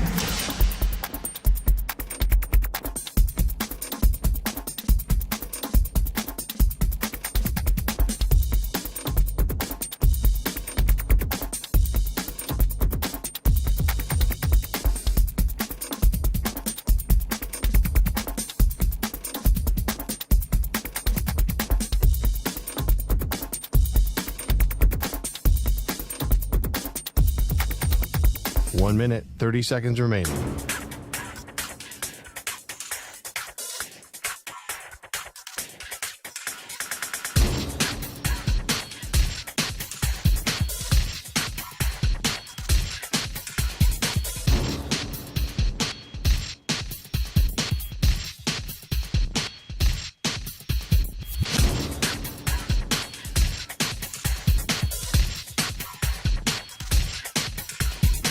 One minute remaining.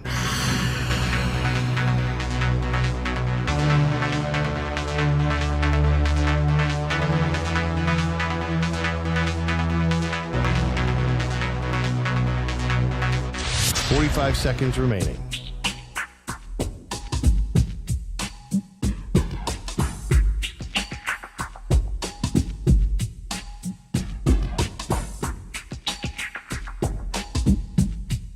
Thirty seconds remaining.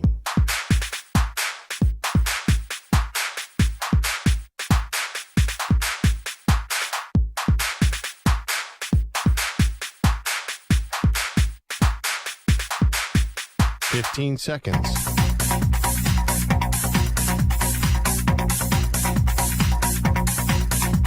Break ends in 5 seconds.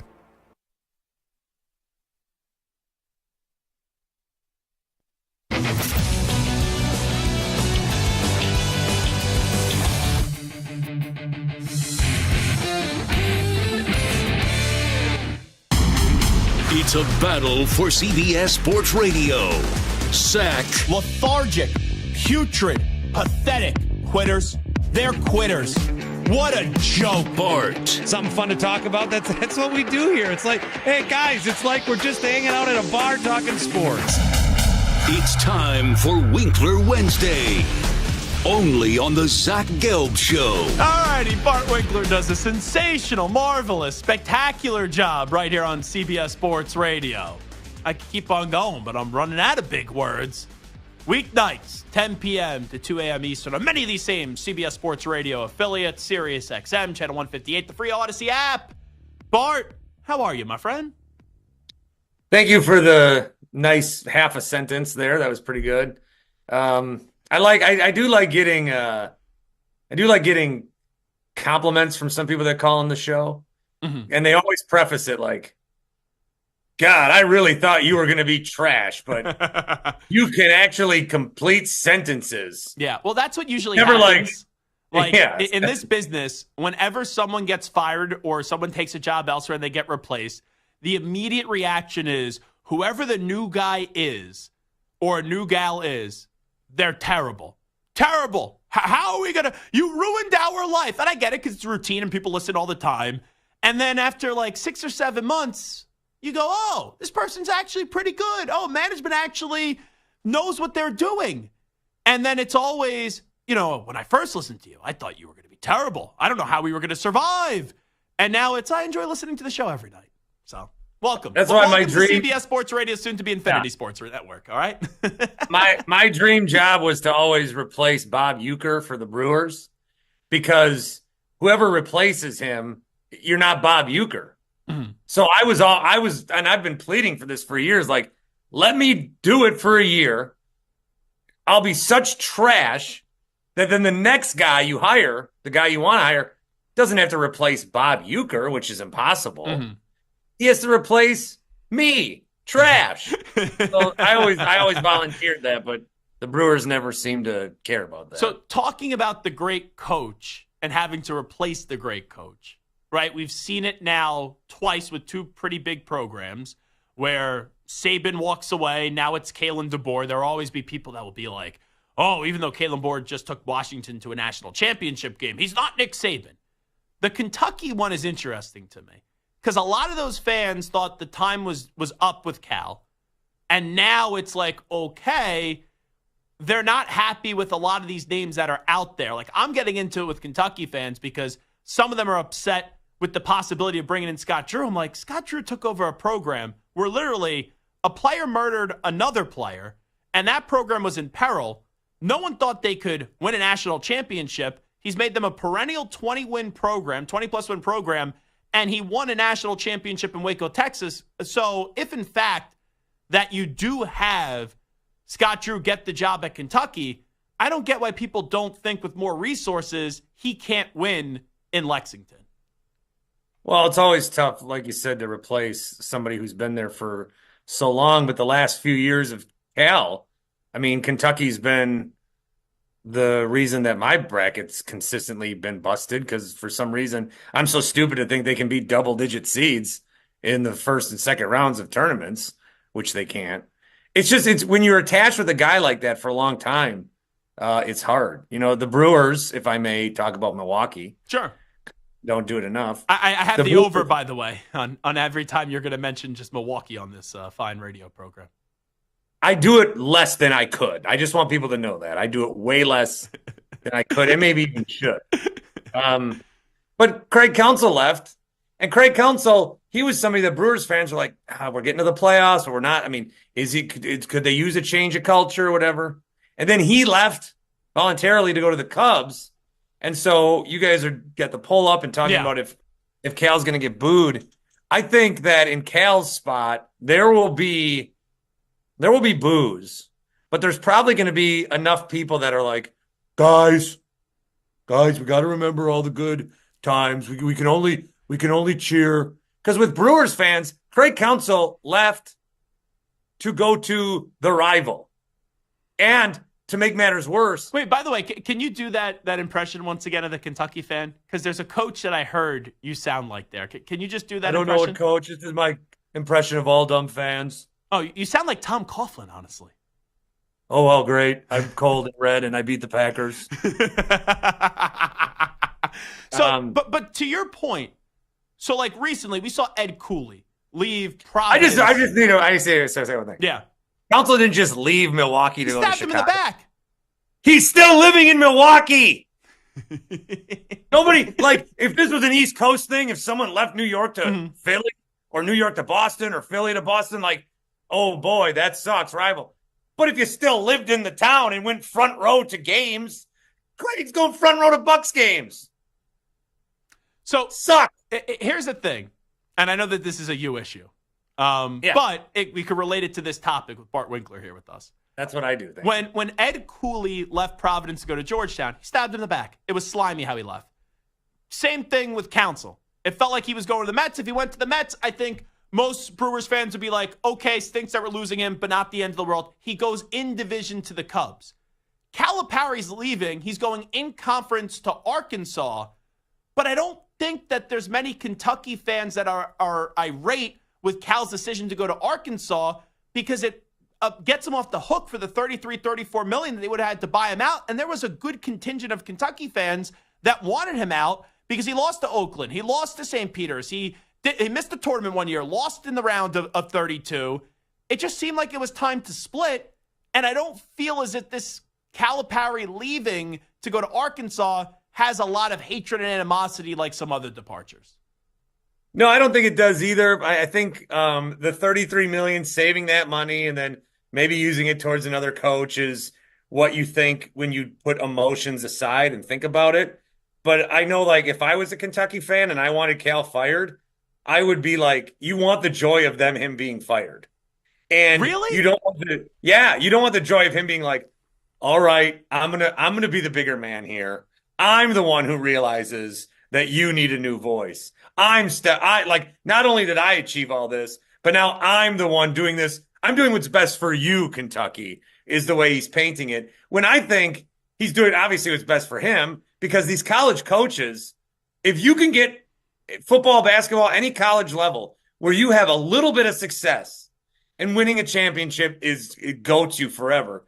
But whenever things get bad in your place, you can always just bolt somewhere else. And then they think, oh, here's all the good things that Cal did. What about the bad things?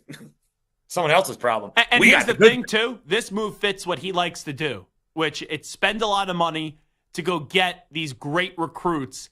And at Arkansas, with the Tyson Chicken money, with Jerry Jones's money, with the Walmart money now, and all the boosters that we're finding out about, this is the system that perfectly fits him and perfectly fits what college basketball is now, which it's you got to pay in order to get these players to play. And Arkansas is going to do whatever it takes because Cal going there is the out-of-the-league type of hire for a program like Arkansas, who did a really good job with Musselman, and Musselman goes to USC, which surprised some people. But now you get Calipari. If I would have told people 2 years ago Cal would be the coach there, no one would even think that would be even possible.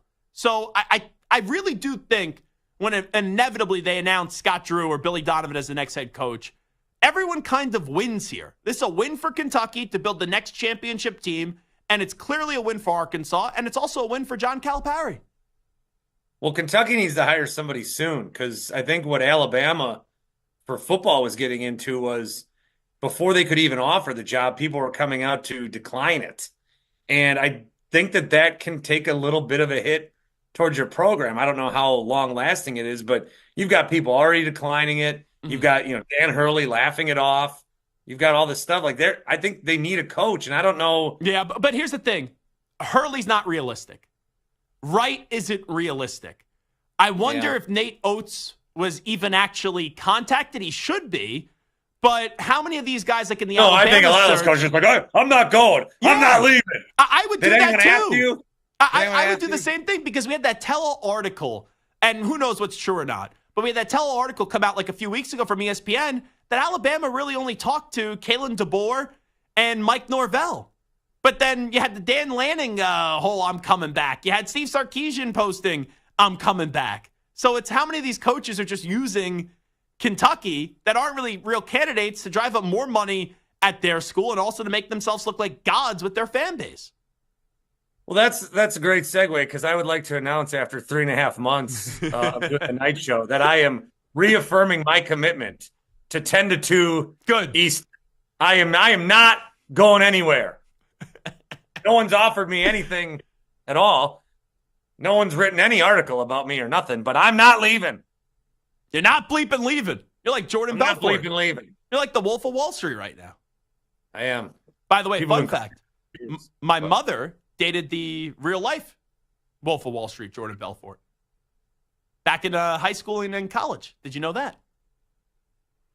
I did not. They left that part out of the movie. Yes, my mother was not Margot Robbie, to make it clear. She's not who Margot Robbie was portrayed as in the movie, was not my mother. There's actually some troll, by the way, that tweets about me religiously. I had to block him, so I wonder if he still does. But I haven't thought of this guy in a while. And this troll, I guess I told that story once, and he somehow, because the guy's such a moron, he thought I said that my mom slept with Anthony Scaramucci. So he would tweet people, ask Zach Gelb about his mother sleeping with Anthony Scaramucci, and I was like, I don't even get this because I know that my mom dated Jordan Belfort, but she's never had any meeting with Anthony Scaramucci. So it just shows you what you get with some people on social media. Well, my mom only dated my dad, and they only had relations 4 times because they have 4 kids. That's all that's happened. That's all I know. That's all I've ever wanted to know. He is the great Bart Winkler. You could hear him tonight on CBS Sports Radio from 10 p.m. to 2 a.m. Eastern Time. Bart, thank you as always. Bye, Zach. There you go. The great Bart Winkler. Man, he was in a mood today. Bart was really in a mood today. I love this segment. I absolutely love that segment. All righty. We'll take a timeout. When we come on back, Caleb Williams fires back at Greg McElroy. Friend of show, Greg McElroy. As Greg McElroy said that Caleb Williams' is one concern is he hasn't really ever overcome any adversity. Are we having prospect fatigue with Caleb Williams? And we will delve into what the legitimate criticisms are of Caleb Williams. Because it's amazing in all the analysis that we do with the draft. I haven't heard one game in particular that I think is the most damaging to Caleb Williams, who I think should be the number 1 overall pick. This one game doesn't get brought up. And it's amazing what people have latched onto and why they don't bring up this game. Donovan McNabb going to join us 25 minutes from now. We got 60 minutes left to play. We will come on back after these short messages.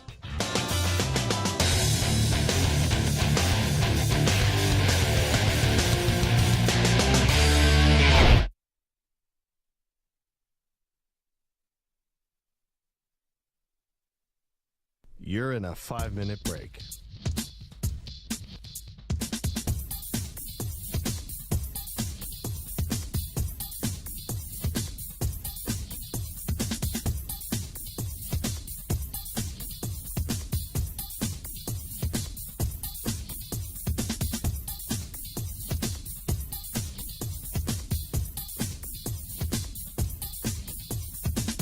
Four minutes, 30 seconds remaining.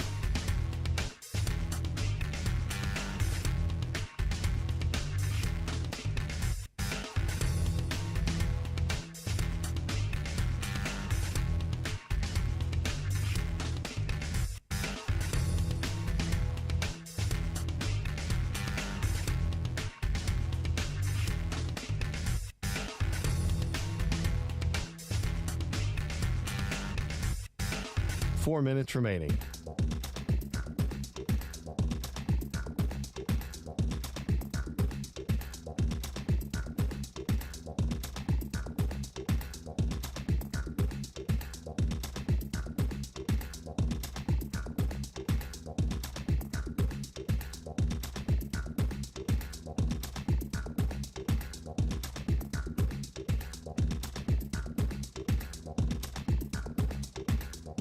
Three minutes, 30 seconds remaining.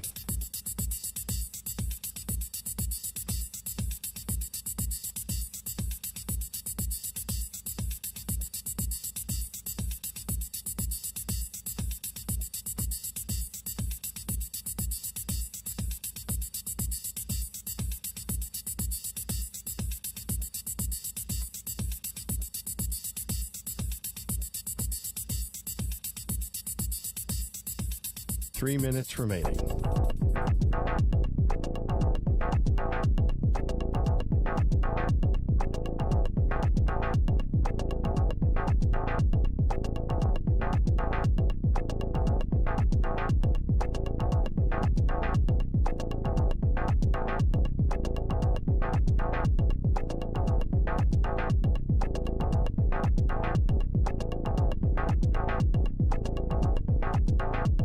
Two minutes, 30 seconds remaining.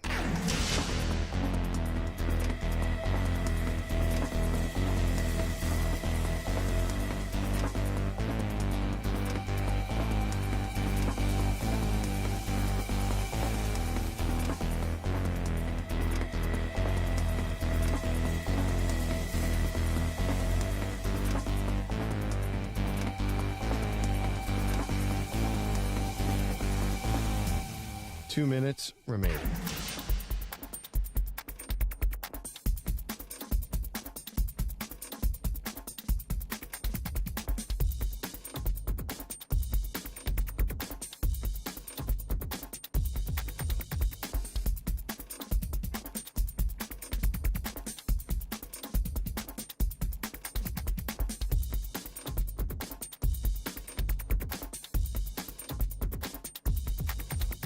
One minute, 30 seconds remaining.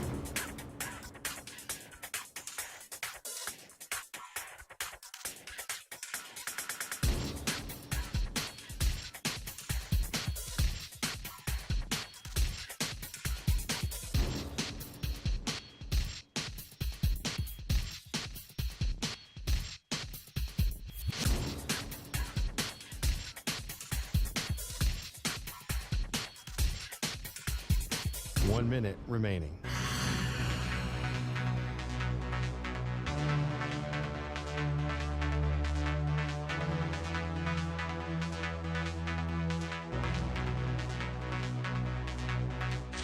45 seconds remaining.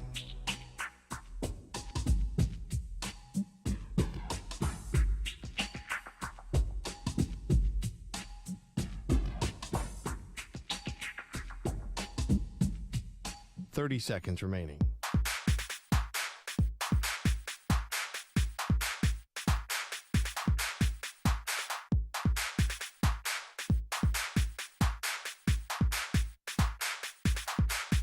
Fifteen seconds.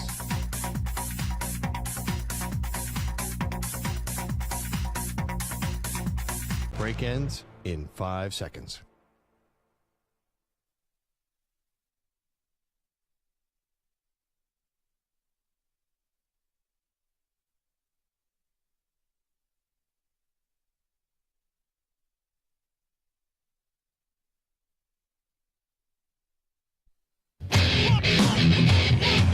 He's live. He's nationwide on CBS Sports Radio. This is the Zach Gelb Show.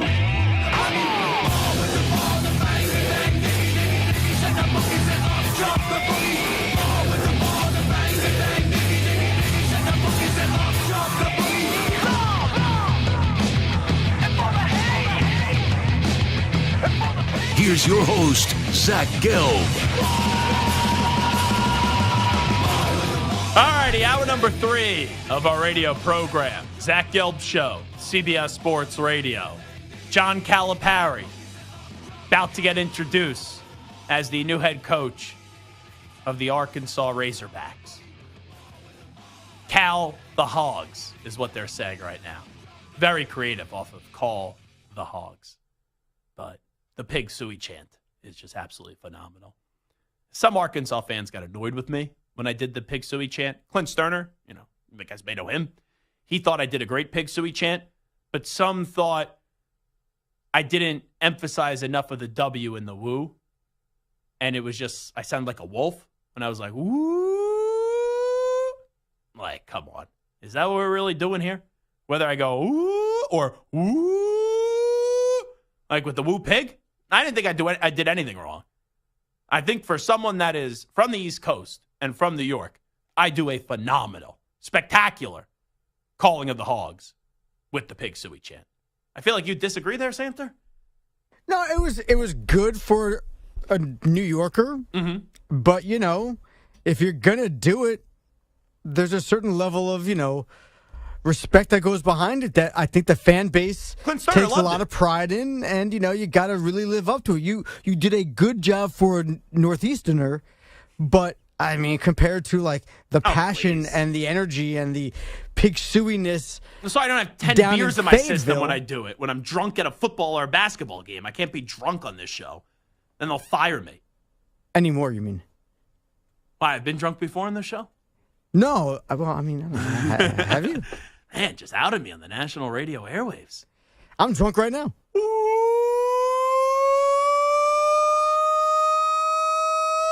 Pig suey! Pig suey!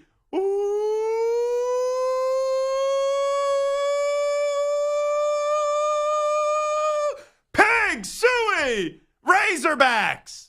Man, my pits are sweating today. That's when I just realized that I'm doing that. My armpits. A lot of sweat underneath those armpits. Man, now my ears are ringing from that woo pig suey. Was that good enough for you, Standard? Better. Oh, better. Who are you, Simon Cowell on American Idol? You telling me I'm rubbish? You telling me I'm trash? That's a no from me, dog. Randy Jackson. Is American Idol still around, right? Yeah, it's like Katy Perry now, and what's his name? Don't try to get me to. I knew it as Paula Abdul, Randy Jackson, and Simon Cowell. That was about it. Lionel Richie. So Katy Perry, Lionel Richie, and Luke Bryan. Luke Bryan is on that? Yeah, you got to get a little country flavor in there. Gotcha. Katy Perry's a star, I guess, but like they're all nice. The cool thing about American Idol was Simon Cowell just being a jerk. Right? Yeah. So, like, none of the Katy Perry and Luke Bryan, they're nice. It was you need a mean person. It was a good trifecta of people because you had Simon Cowell, who was like the jerk, Paula Abdul, who was like sweet, and you had Randy Jackson, who would just be the checks and balances of like, he wouldn't be afraid to rip you, but he did it in what was like a nice way to get ripped. And then he would also keep Simon Cowell in check as well.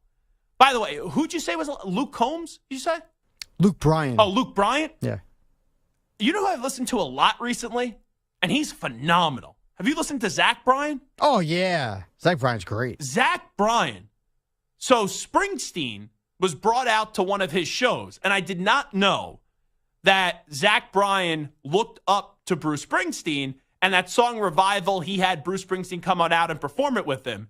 So I knew of Zach Bryan before this. I actually was offered 2 Zach Bryan tickets at the Super Bowl this year to go to one of his concerts, but I didn't end up going because that was the night we ended up going to the Sphere and going to U2.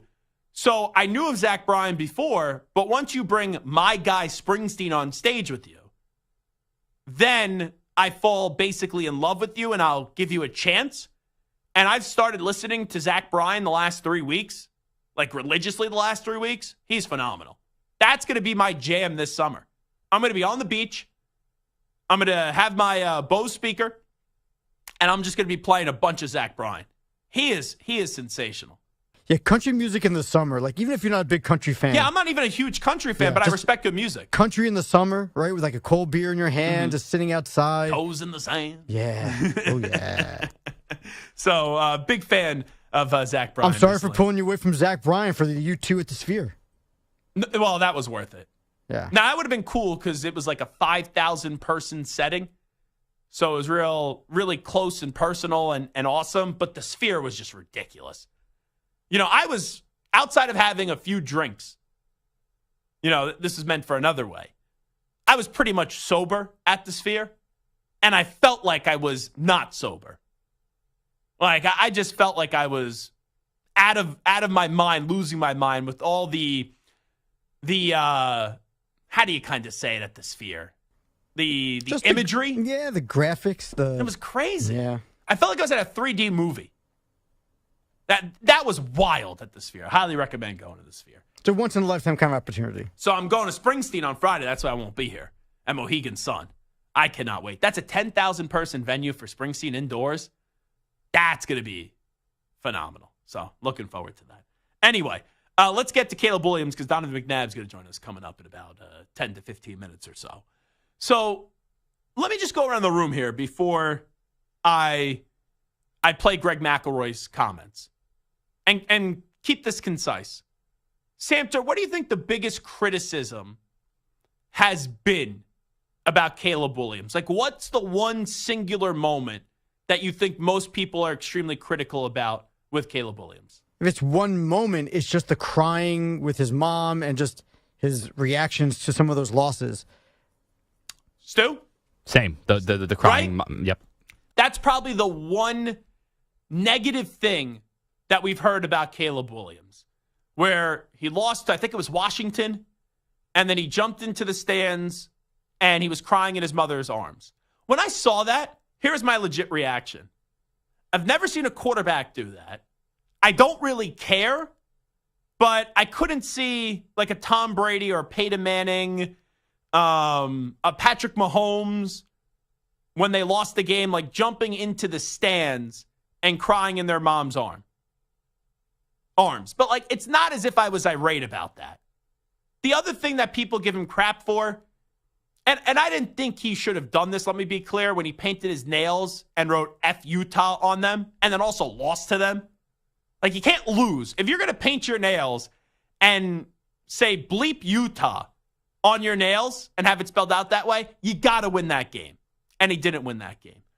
But the way that I look at Caleb Williams' tenure at Oklahoma and then USC, he is deserving of being the number 1 overall pick in the draft. He's the best quarterback in this draft. And the only negative thing that I could really say about him is the game that I was disappointed in him that stands out to me and registers in my mind. And everyone's entitled to a bad game.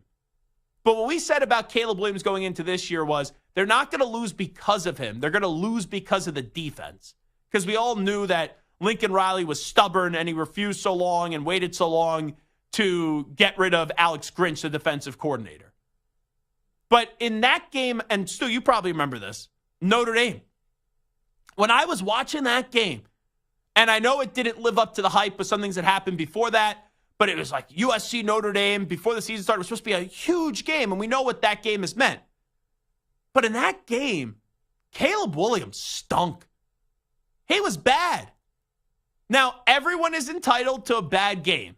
And if I look back at pretty much a 3-year career of tape, if I could only really point to one game, it means he's a damn good quarterback. But that's the one game. It's amazing. No one brings up the Notre Dame game when talking about Caleb Williams, which is the one tangible thing that could give you cause for concern if you want to go down that road. And instead, everyone talks about, oh, he painted his nails and said bleep Utah, and then he lost the game and jumped into his mother's arms and cried. So I don't really have concerns about Caleb Williams on the field, but I do wonder with what you heard. I think it was Jalen Johnson of the Bears who was like, oh, that Hollywood stuff is going to fly in our locker room. You got to be the alpha because this is now your team and you're the face of the franchise and you're the leader.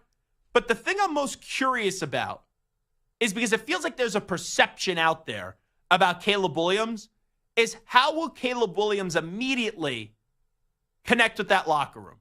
And ultimately, it comes down to wins and losses. And the Bears have never had a 4,000-yard passer. So the standard's pretty damn low. Like there's some organizations we talk about winning, and we know what that means. It's a Super Bowl. But for other organizations, winning isn't always the Super Bowl. And I do think Caleb Williams will be able to do enough winning initially where any of these concerns that people have won't end up actually being detrimental to the football team. But he's in a good spot right now. He's in a good place. Chicago has a solid roster, and this should be able to work. But if it doesn't, it's almost like you look at the Bears and just one of those teams, they never have a quarterback. And then you wonder, like, if this doesn't work, I hate to say it this way, but then they'll probably never find their quarterback. But let's hear Greg McElroy. He had a major flaw with Caleb Williams. This is on This Is Football podcast with Kevin Clark. Guys that ultimately go on to become elite players, every single one of them has a gigantic chip on their shoulder. They're mad at the world or they create some type of false narrative about themselves that people don't believe in them. Caleb Williams has never had that. He has never experienced adversity. Very little adversity as far as how he was received and how he was portrayed as the next best guy. But I do wonder about, is there a sense of entitlement? Is there that chip on the shoulder that's going to keep him going 10, 12 years down the road? So I think the chip on the shoulder aspect is something that I've valued more in recent years, and I'm just not 100% sure that Caleb Williams has that. I know we live in a different era now where everyone has the ability to answer back publicly instantly with the power of the phone. If I'm Caleb Williams, and I like and respect Greg McElroy a lot, but if Greg McElroy is saying something negative about me or something you don't like, I'd be like, who cares? But Caleb Williams right away gets on social media, and he said, let's go back to school again because I'm bored. Adversity is a state or instance of serious or continued difficulty or misfortune. And then he lists, didn't start my freshman year, popped my hammy in the championship game first quarter, lost because of my hamstring, 7-5 my last year of college ball. So like Caleb Williams is saying, I've overcome adversity. I don't know how much serious adversity he's had to overcome because he's always been tabbed as the guy. But I do wonder, and this is a big part of it, when you're the face of the franchise and you were supposed to be the star, naturally people are going to say things. I'm not saying this is what Greg McElroy did, but there will be some people that say things just to get a reaction out of you. And you got to learn how to deal with all that and also learn how to just ignore it. You know, Nick Wright said this recently to Angel Reese, and I talked about it as well. We've all grown up in an era where we've had social media or we've had a phone in our hands and access to the internet. And with that comes a lot of good, and with that comes a lot of bad. you sometimes just have to log off. Like, there are times on the internet where I have been slammed, I have been trolled, I have had people say, like, the meanest things possible to someone. When I was younger, I would respond to a lot of it. But now I understand this comes with the territory of being on a national radio network like this one. So I'm not saying there aren't days where you don't let it get to you, but 9 times out of 10, you have to learn how to just ignore it and not respond.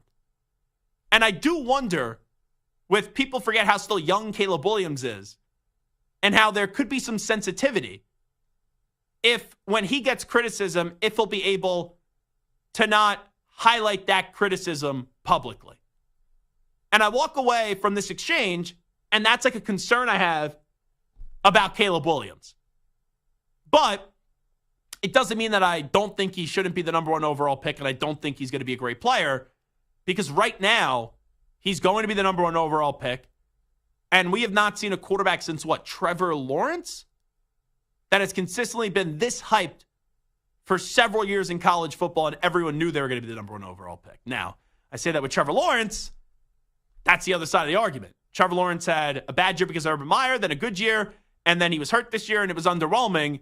They just paid Josh Allen today a mega contract, and now it's like, okay, this is a make-or-break year for Trevor Lawrence. So just because you're tabbed as the guy doesn't mean you end up being the guy, but I don't see why anyone would pass on Caleb Williams with the number 1 overall pick.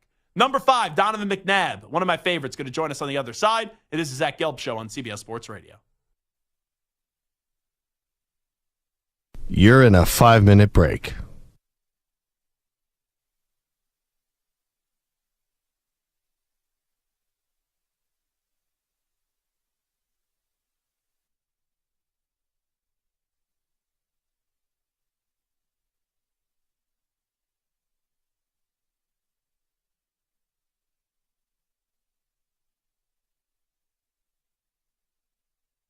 Four minutes, 30 seconds remaining.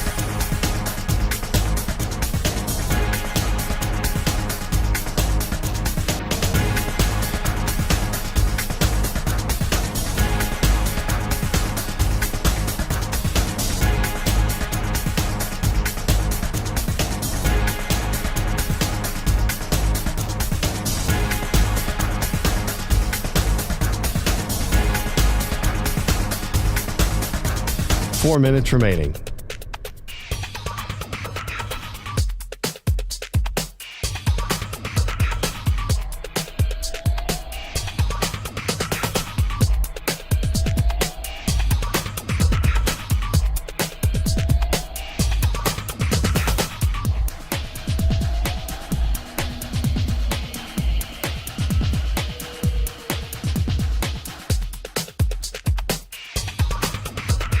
Three minutes, 30 seconds remaining.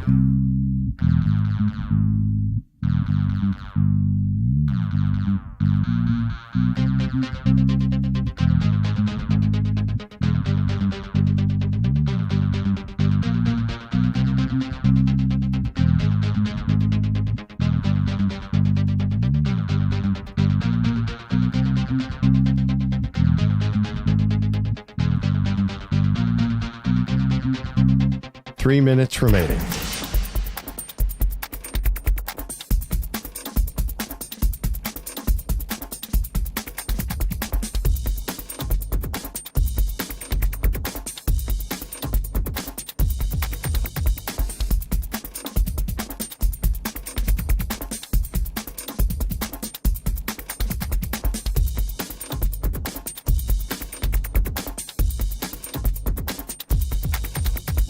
Two minutes, 30 seconds remaining.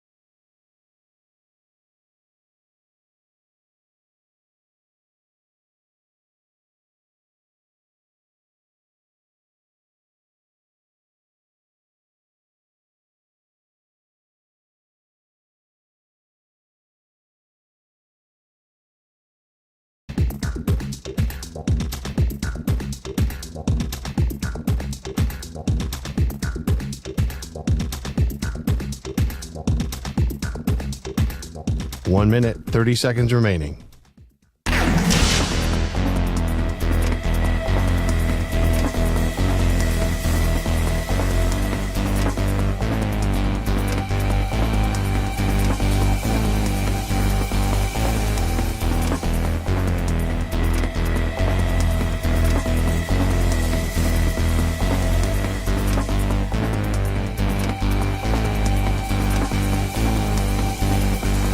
One minute remaining.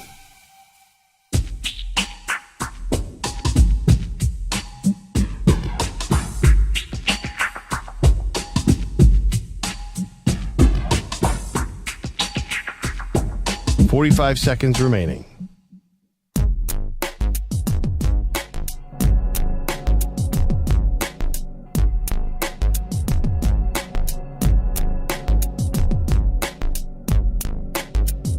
Thirty seconds remaining.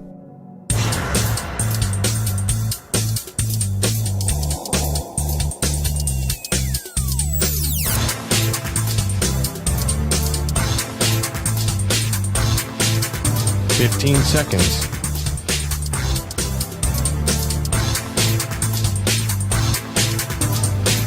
Break ends in 5 seconds.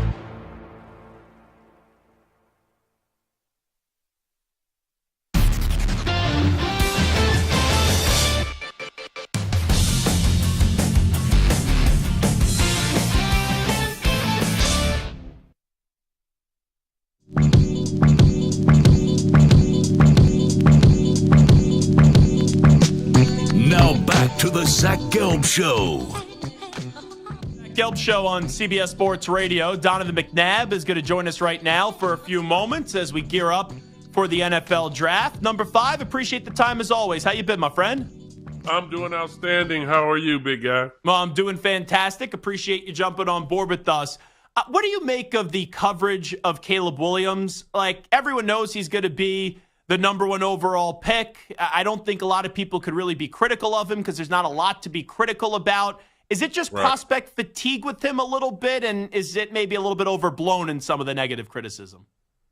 I think at this particular point, this is when you get closer to the draft where everyone starts to nitpick what's going on with the individual, trying to find negative aspects of their game and try to compare them to the other quarterbacks that are in this draft.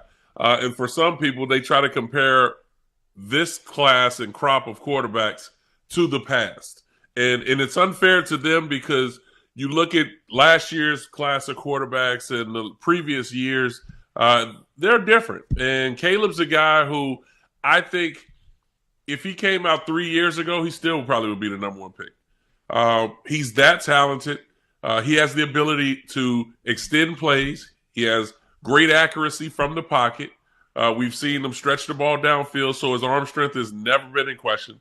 The thing that I looked at for Caleb was I thought he was about 6'3", and he's only 6'1". So maybe that becomes one that you look at. But when you start trying to nitpick a little bit of his game to the point where you're saying he's not worthy of being that pick, then you're really doing too much. Yeah, and you have some people, you go back to when he lost and he jumped into the stands and cried in his mother's arms. Like, do you think that will be an issue on how he'll relate in the locker room at all? Because that's what some people are saying. I have to ask. Not at all. Not at all. Some guys may take what the media, if they decide to continue to harp on that or bring that up, some guys may use it as a joke. But no, not at all. I mean, if you look at every locker room anyway, I mean, probably a high percentage of guys in the locker room have both parents still alive, both parents still a part of their lives. Some are from single-parent homes, and those that are really from single-parent homes or even those from both parents in the household, I mean, we're all mama's boys at the end of the day. So will we run in the stands and give mom a hug or no? No, not at all. Will we be painting our fingernails? Probably no, not at all. I mean, you know, so I just think this class and this generation really of just athletes in general are way different than they've been in the last 10 years. Well said. Donovan McNabb here with us at 2. You a Jaden Daniels guy or you more so a Drake May guy or someone else for the Commanders? Well, I've had a chance to meet both of them. I've known Jaden Daniels since he was a freshman here at Arizona State, talked to him many a times, and Got a chance to reunite with him at the Super Bowl. And we're going to continue to talk and just try to help him out in many ways of preparing him for what he's going to be faced with. I got a chance to meet Drake May down at the ACC Awards last season. Bigger guy than I expected, but I mean, had a great early career at North Carolina. He's a young guy. People don't realize how young he is coming out into this draft. I believe he's just 20 years old. And so I look at all three quarterbacks. They're young, they're inexperienced, they're going to have their learning curves. There's going to be some adversities. But I look at those two particular guys, and they're two different type of quarterbacks. Yes, they're both mobile. Who's more accurate? I would probably say Jaden Daniels is more accurate. Who's more of a pocket passer? I would say probably Jaden Daniels. Who's the bigger guy that can absorb a little bit more contact? Yeah, Drake May is. But both have upsides. And it depends on the organization that drafts them. Because if you have an offense who does not have a lot of weapons, your offensive coordinator is a first-year guy calling plays when we know he came from somewhere else and the head coach called the plays, then yeah, guys like Drake May are going to struggle. We've seen that what happened out in New England when you decide to draft Mac Jones, and then you don't know who the offensive coordinator is. So I think if you're looking at a situation where you have an experienced offensive coordinator, he has an established receiving core, a running game, offensive line is shaky, and they can go into the draft and get some offensive linemen. Yeah, Jaden Daniels may be your guy because he's a little bit more polished from the pocket. So I just think for this class, and it goes all the way to Spencer Rattler, it goes to Pratt, it goes to all these quarterbacks that are coming out. There's going to be highs and lows, but are you willing to be patient for 3 to 4 years with your quarterback? Because if you go 2 years and all of a sudden you're looking to go into the draft again and find another quarterback, then no one's going to be successful. And that's the tough part, because a lot of people say Drake May needs to probably sit a year. But if he gets picked in the top 3, unless you got a Brett Favre or an Aaron Rodgers or someone like that in front of him, this. People don't have patience anymore. They expect the player to play right away. Well, I mean, it really, to be honest with you, I'll look at it in this sense. If you draft a guy in the top 15, a quarterback in the top 15, and you have an established guy, if the established guy comes out in the first 8 games and he's 5-3, offensively, they're middle of the pack. They're averaging maybe about 27 points a game, scoring wise.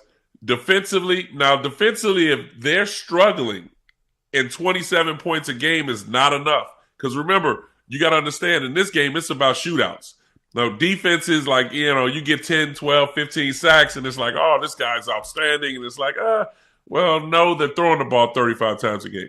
But if you're drafting a guy like we're having this list of quarterbacks, and you have an established guy that the starter's 5-3, then you can sit him. But if he's 4-4, and the offense is sputtering a bit, where maybe 2 or 3 games they've only put up about 13, maybe 17 points, then there's going to be public cry. It's going to be public cry. So you got to be willing to deal with that part of the crowd being involved, where now you're forcing yourself to throw the young guy in there when he's not ready. Donovan McNabb here with us. Just judging by what I read, it feels like the latest J.J. McCarthy will go in this draft is 6 to the Giants. Where's your reaction if a team has taken J.J. McCarthy within the first 6 picks? I think we're overreacting. And listen, I think J.J. McCarthy is a good athlete. I think in that system that he ran, you have to look at Jim Harbaugh and how his system has been run. Now, Jim Harbaugh hasn't had an established quarterback at the University of Michigan. Nobody that has been in that position for 3-4 years and then graduated and have moved on to possibly in the NFL or wherever. He's always changed up his quarterbacks, and it's always been a young phenom. Look, Melton was a guy that he recruited and brought there, 6'5", strong arm, can get the ball 80 yards downfield. He didn't start very long. And then I think the kid that was before J.J. McCarthy, who transferred to Iowa, he was the starting quarterback that got them to the BCS playoffs. He got them to the playoffs, and they played against Alabama and got killed.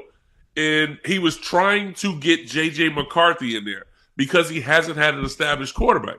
I'll take this back to San Francisco. When Alex Smith was there, he was trying to get Kaepernick some plays in there, to groom him, and all of a sudden moved on from Alex Smith, and then it became the Kaepernick show. And so I just look at it in the sense of J.J. McCarthy, and it may come off wrong, and because we had this whole thing with game managers and game regulars. But to be honest with you, I think J.J. McCarthy might be in that class because he won't wow you with anything, and he won't change the game. Now, if you want him to manage the game, then yeah, go ahead and draft a guy, the 6th pick of the draft, to be a game manager. That's not going to go over well. And so I just think people need to kind of pause a bit when it comes to J.J. McCarthy moving up in that top 10. I think he's a top 18, top 22 pick. For those like the Raiders or somebody maybe later on you want to draft a quarterback because he's there, best available. But I don't think that you go in the top 5 or top 8 to get J.J. McCarthy. Do you think Michael Penix Jr. has been disrespected in this draft process? I think he's been highly disrespected in this draft process. To me, to be honest with you, he is the best pocket passer in this draft. Now, I say that, and then also on the flip side, he's been the most injured, and I think his history of injuries is the part of the reason why we're not talking about Michael Penix Jr. in that top 10. Because one, he's older, he's transferred, and he's been in college, just like Bo Nix. Seems like forever. Seems like when I was back in college. But his injuries are part of the reason why I think a lot of people aren't talking about him in the top 15, top 18. Here's a guy who, let's be honest, he ran a 4.4. Who expected Michael Penix to run a 4.4? Not me. When you watch Michael Penix run, it's almost like watching Patrick Mahomes. Like you start to like get out of bounds. But then he runs a 4.4, and it's like his athletic ability, I think, is scary because that part of his game hasn't been shown. Back in Indiana his freshman year, yeah, you've seen it a little bit before the first injury. But ever since then, it seems like he's worked so much of playing from the pocket and getting the ball out with time. That's what the NFL is about. I think a team will move up in that first round, that later first round, and draft Michael Penix Jr. like they did with Teddy Bridgewater and also with Lamar Jackson. Wrapping up with Donovan McNabb. So the Cardinals are sitting there at 4. Kyler Murray needs a number 1 wide receiver. Do they have to take Marvin Harrison Jr., Malik Neighbors, whoever you want to go with, or team calls you and offers you 3 first-round picks to go get a quarterback?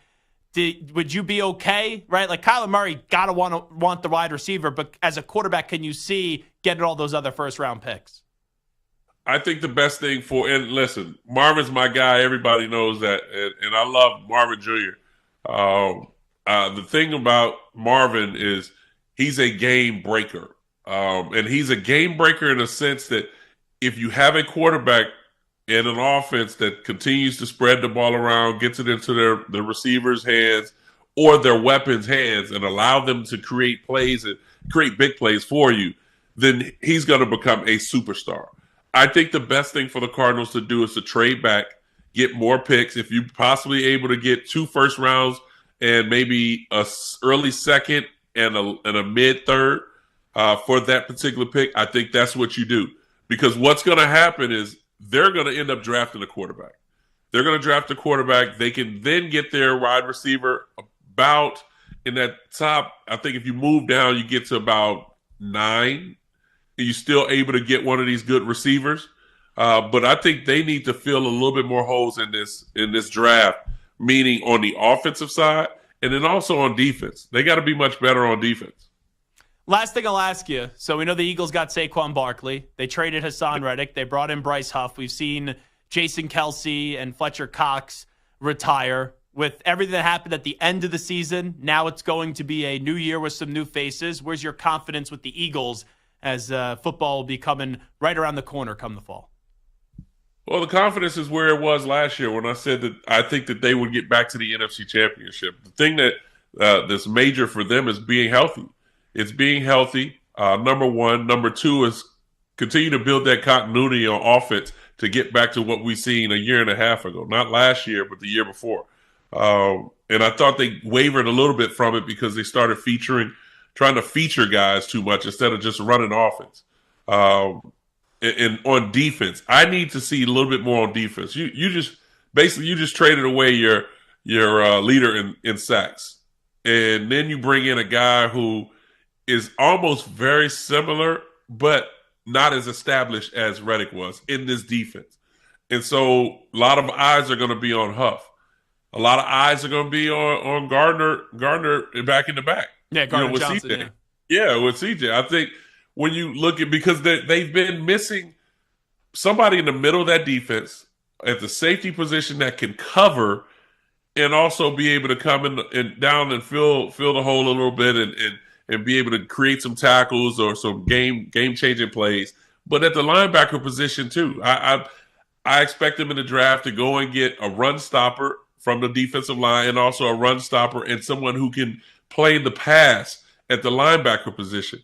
And then their secondary has to be better. They got to tackle better. If we tackle better in Philly and then get back to running our offense, running the football and play action game, then Philadelphia will be okay. He is Donovan McNabb, number 5. Always great to catch up with you. Thanks so much for doing this today. Thanks a lot, Zach, man. You have a great day. You got it. You as well. There he is, Donovan McNabb, joining us on the Zach Gelb Show on CBS Sports Radio. You know, I can't wait to see where Michael Penix Jr. goes. Because for him, if he falls a little bit, which it feels like it's going to be the case, you may end up going to a better situation. And I look at Minnesota. Minnesota, to me, is actually the team that I'm most fascinated by in this draft on who they're going to get. Because it feels like if they're trading up, and they're desperate to do so, they already got the extra first-round pick with the trade with the Texans, they're probably either going to take Drake May or J.J. McCarthy. But let's say if someone beats them to the punch, and they don't trade up, and then they have the pick 11, and they're still there, and 4 quarterbacks are off the board. Like, if Michael Penix Jr. walks in there with Justin Jefferson and Addison, you got to be feeling wonderful. Now, Addison and Jefferson, we all know are 2 great weapons. My only concern with Michael Penix Jr. outside of the injuries, he's a great deep ball thrower. He's probably the best deep ball passer in this draft. But it's the underneath throws. Like, you go back and watch that championship game against Michigan. I know they have a great secondary. They were just saying, don't beat us deep. And when he threw the ball underneath, that's when he had his mistakes. And that's when people were like, maybe Michael Penix Jr. is not as great as the way that he played this past year. But I think he'll be a first-round pick. There's going to be 5 quarterbacks going in the first round. Because 1, 2, and 3 will be quarterback. And then, yes, I get it. Last year, it was 1, 2, and then Anthony Richardson was 4. And then we didn't have another quarterback after that go until, in the first round because Levis fell to the second. But this year, there definitely will be quarterbacks taking the first 3 picks. There will definitely be 4 in the first 6. There will be another team after the Giants take it 6, whether the Giants get the quarterback or if someone usurped the Giants, where there will be a 5th quarterback that goes in the first round.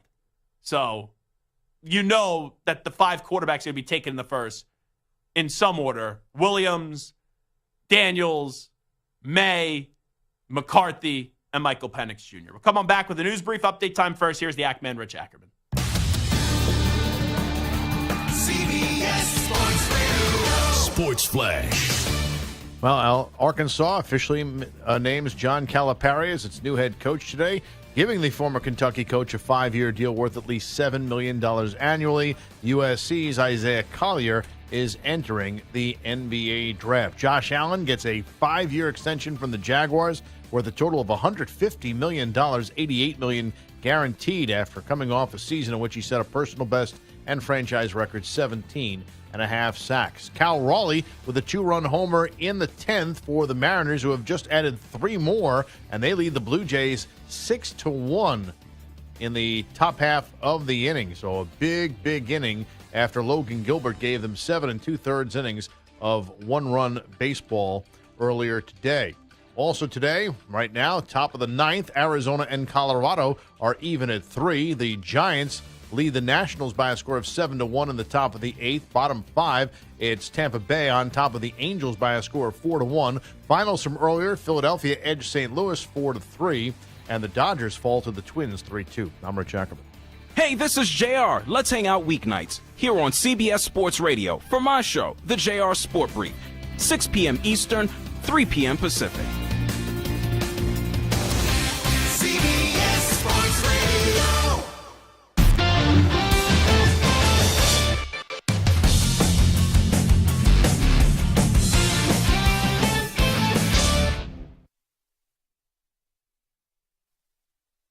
You're in a 5-minute break.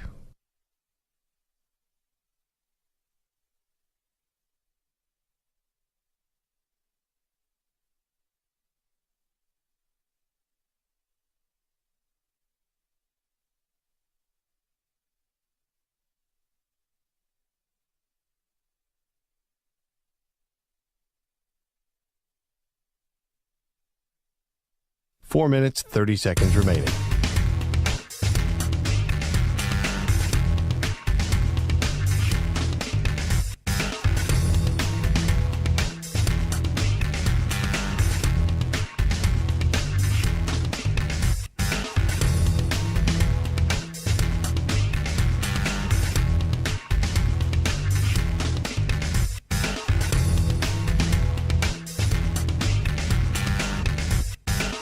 Four minutes remaining.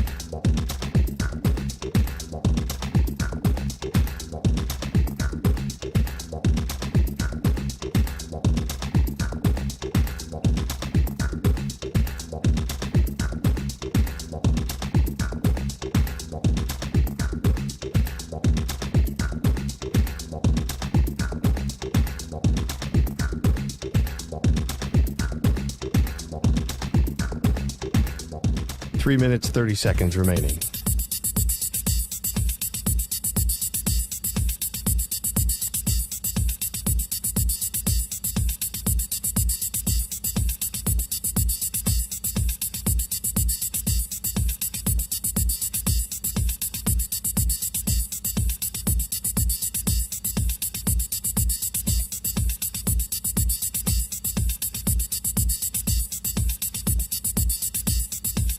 Three minutes remaining.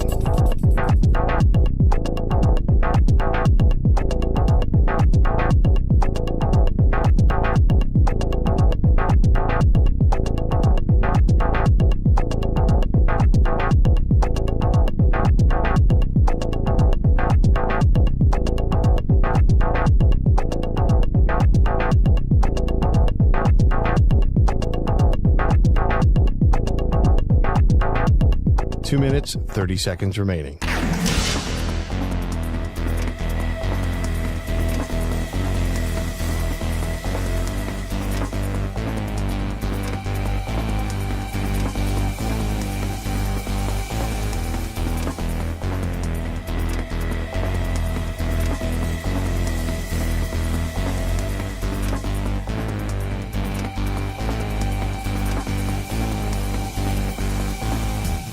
Two minutes remaining.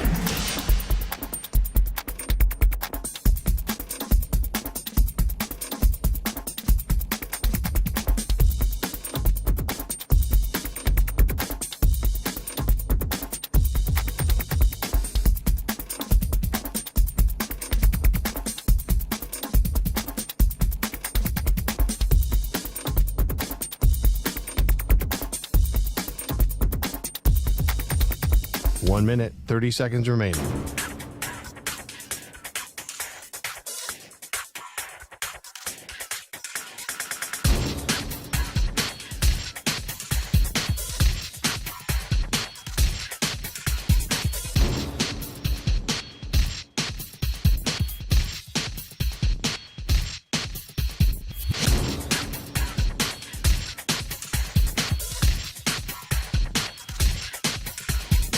One minute remaining.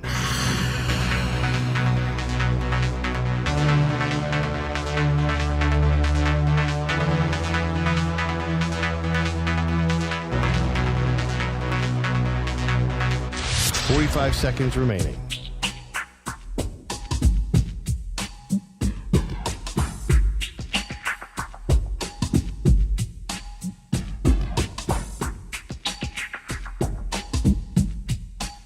Seconds remaining.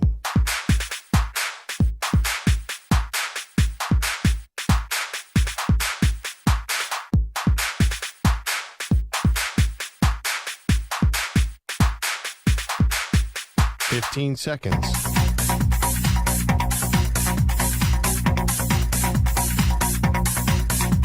Break ends in 5 seconds.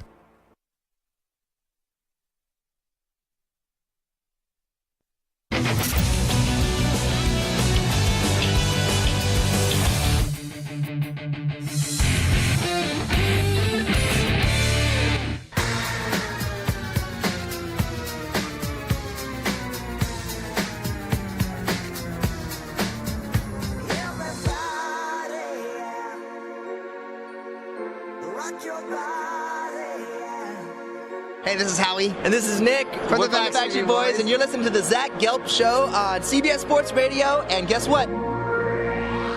Zach is back. All right. He's live. He's nationwide on CBS Sports Radio. This is the Zach Gelb Show. It's time to answer Ask the Pros question of the day. It's brought to you by O'Reilly Auto Parts. Mike in Moiseville says, Zach, do you think John Calipari's going to get booed when he returns to coach against Kentucky as the HC of Arkansas? Who is that Mike in Moiseville? You can submit a question by tweeting at CBS Sports Radio or at Zach Gelb using the hashtag AskThePros. Think O'Reilly Auto Parts. For all your car care needs, get guaranteed low prices and excellent customer service from the professional parts people at O'Reilly Auto Parts. I am surprised that 56.4% of the people say booed. 43.6% of the people are with me that he will get cheered. I'm trying to see the other side of the argument, and I think I have found the other side of the argument. I think most Kentucky fans realize what John Calipari did was extremely successful, even though it did wear off at the end. And I do think a lot of fans realize him leaving isn't the worst thing in the world, especially when you have the avoiding of the $34 million buyout when a good contingent of the fan base wanted him out anyway. And yes, he goes to another school in the SEC, and I get all that. I don't think this is a real contentious divorce, but Samter, here's where he could get booed. And I know you've been in the camp of booing. Funhouse actually chimed in on this poll question, who does a great job on social media. He's like, there's no chance that he's getting cheered. Calipari, we know, is going to take a lot of these recruits from Kentucky. And that's when it could get ugly. That's when it could be filled with animosity. All these guys that were supposed to come to Kentucky, when they start to commit to Arkansas because they fell in love with the money that Coach Cal will offer them at Arkansas, and they also fell in love with John Calipari. That's the part we haven't talked about. It's a transfer portal part of this. Or it's guys decommitting and then committing to Arkansas. That's when it gets ugly. Now, you want me to ruin your boo argument here? Why, you're on board, right, fully, that Calipari's going to get booed when he returns? No, not fully. But you would vote booed over cheered. I think it's going to be noticeable enough. I don't know about booed over cheered, but definitely noticeable enough that you're going to be hearing boos. So, Hot Take Hickey was in the newsroom? Oh, no. And Hot Take Hickey is a dear friend. And I said, hey, I got an interesting question for you that Santa brought up. John Calipari, more booed or cheered? When he returns to Kentucky, he's like, first time back? Absolutely more booed than cheered. So, hey, do with what you want with that information. And the poll is now defunct. And the season's over. Here's the first pitch, and the season's over. I did pull a Hot Take Hickey the other night. I mushed my Mets intentionally, where I was like watching this team, and I'm like, oh, they stink. And I tweeted out, I've seen enough of the Mets. And they come on back and they beat the Braves 2 nights ago. So how do you like them apples? All righty, let's update some of the biggest stories in the world of sports with some audio. We get to a news brief.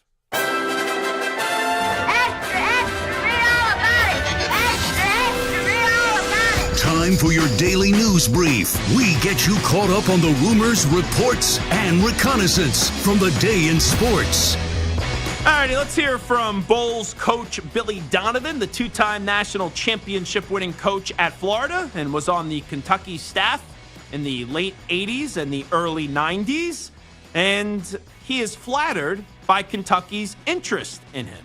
You always are, right? But like, I haven't spoken to anybody. And listen, I'm friendly with John. I've known him for a long, long time. He did a phenomenal job. Obviously, coached against him quite a bit when I was at Florida. And obviously, I spent time there. I understand the magnitude of that place and the history and the tradition and everything that goes into that, that place. And it is flattering to be mentioned, with a school and a tradition like that in this game. But I also know that, people will speculate of what may or may not happen. And I understand the interest in Kentucky basketball, but has John even actually left? You know what I mean? And they're speculating what's happening. Boy. It's just like I'm sure the athletic director hasn't even made any phone calls if he has. You know what I mean? I don't even know. So, like I said, my focus has been on our team. As Carly Rae Jepsen would say, call me maybe. He wants the phone call. He is begging for the phone call. And I heard the entirety of that 4 or 5 minutes where he's like, I'm committed to Chicago for now. He wants them to call it. Let's go to Justin Jefferson. He was talking with Kevin Hart about Joe Burrow and Jamar Chase on the LOL Network with Kevin Hart. What a name. Get into the National Football League and him getting to play with Joe. Yeah. You with the Vikings. Was there a little bit of jealousy that they get to keep their thing together? Just a little tad bit. I love them together. I love the chemistry that they have with each other. But, there's definitely some jealousy on that side. So I see that last night, and people make it out like that's Justin Jefferson saying he wants to go to Cincinnati, and he's so jealous of their relationship, and he wants out of Minnesota, and he doesn't have that contract. That's just a normal human reaction. Yeah, these are my teammates. They get to play together, so yeah, there's jealousy. They were one of the greatest college football teams of all time. I think this is a non-story. Let's go to Woody Johnson talking about non-stories. We thought for a while that Aaron Rodgers was going to be running for vice president with RFK Jr. Here's Woody Johnson on Fox News on Rodgers flirting with the VP nomination. He is getting back to football 100%. He never left football. Okay. But that was a momentary distraction, maybe like the going in the dark room or whatever. But he's back 100%. Great leader. I tell the receivers, you count to 10, hold your hands up, and look around. The ball will be there. He's going to be really good if we can keep him on his feet, which I think we can. It's going to be an exciting start to the season. Going into the dark room or whatever. Whatever bat bleep stuff he's done. That was good. Here is Draymond Green whining about the double standard with how he's officiated. I get hit in the face every single game, and I get no foul calls. I hit somebody in the face, I get thrown under the jail. But when I get hit in the face, we don't see it. I get hit in the face every single night. I'm not sure one time it's been called, but I blow my breath on somebody and we're reviewing it for a flagrant foul. I don't get it. It's crazy to me. Yeah, because you have a long history of doing the wrong thing. This is what I hate about Draymond Green. And this is what makes him such an unlikable athlete now. He plays the victim card when no one has any sympathy for him, and he's not the damn victim. You literally get a pass for everything. You punch a player in the face of your own team, they were afraid to punish you. Yeah, you had to miss a few weeks after you put a player in a chokehold and then punched another player. And now this guy, I don't get the calls. You bet your ass you don't. Oh my God, he's insufferable. Finally, here is Dirk Nowitzki on the Kicking It on Paramount Plus, Messi or Ronaldo guy. I'm a Messi guy. I'm a Messi guy. I don't know how he carries himself, how he plays. He's a little super quick, super fast. Ronaldo, to me, the shirt off and the, hey, look at me. It's just not my style. It's not my style. Messi, to me, is way more low-key and that I could identify more with that. This is out of my league. Stu, Messi, or Ronaldo? Just give me the answer. Messi, no doubt. Samter? 100%. Ooh, from our soccer snobs. Messi guys. Big time Messi guys. Will you guys go see Messi when he comes to New York? Yep, I already have tickets. Oh, look at you. Thanks for the invite. Really nice. Wonderful. It is Zach Gelb Show on CBS Sports Radio. The MLS actually reached out to me. They're like, oh, we'd love to get to New Jersey for a game. I'm like, yeah, I'll come when Messi's in town. They're like, oh, that's the one game we're not comping people. I go, thanks. Probably won't end up taking you up on that offer then. Maybe we'll go as a show. You guys love soccer. Maybe we'll go. We'll have some fun. Fun show today. Big thanks to each and every one of you. Also like to thank Bart Winkler, Alex Myers, and number 5, Donovan McNabb. We'll talk to you tomorrow, everybody. We out. Bye-bye. Peace.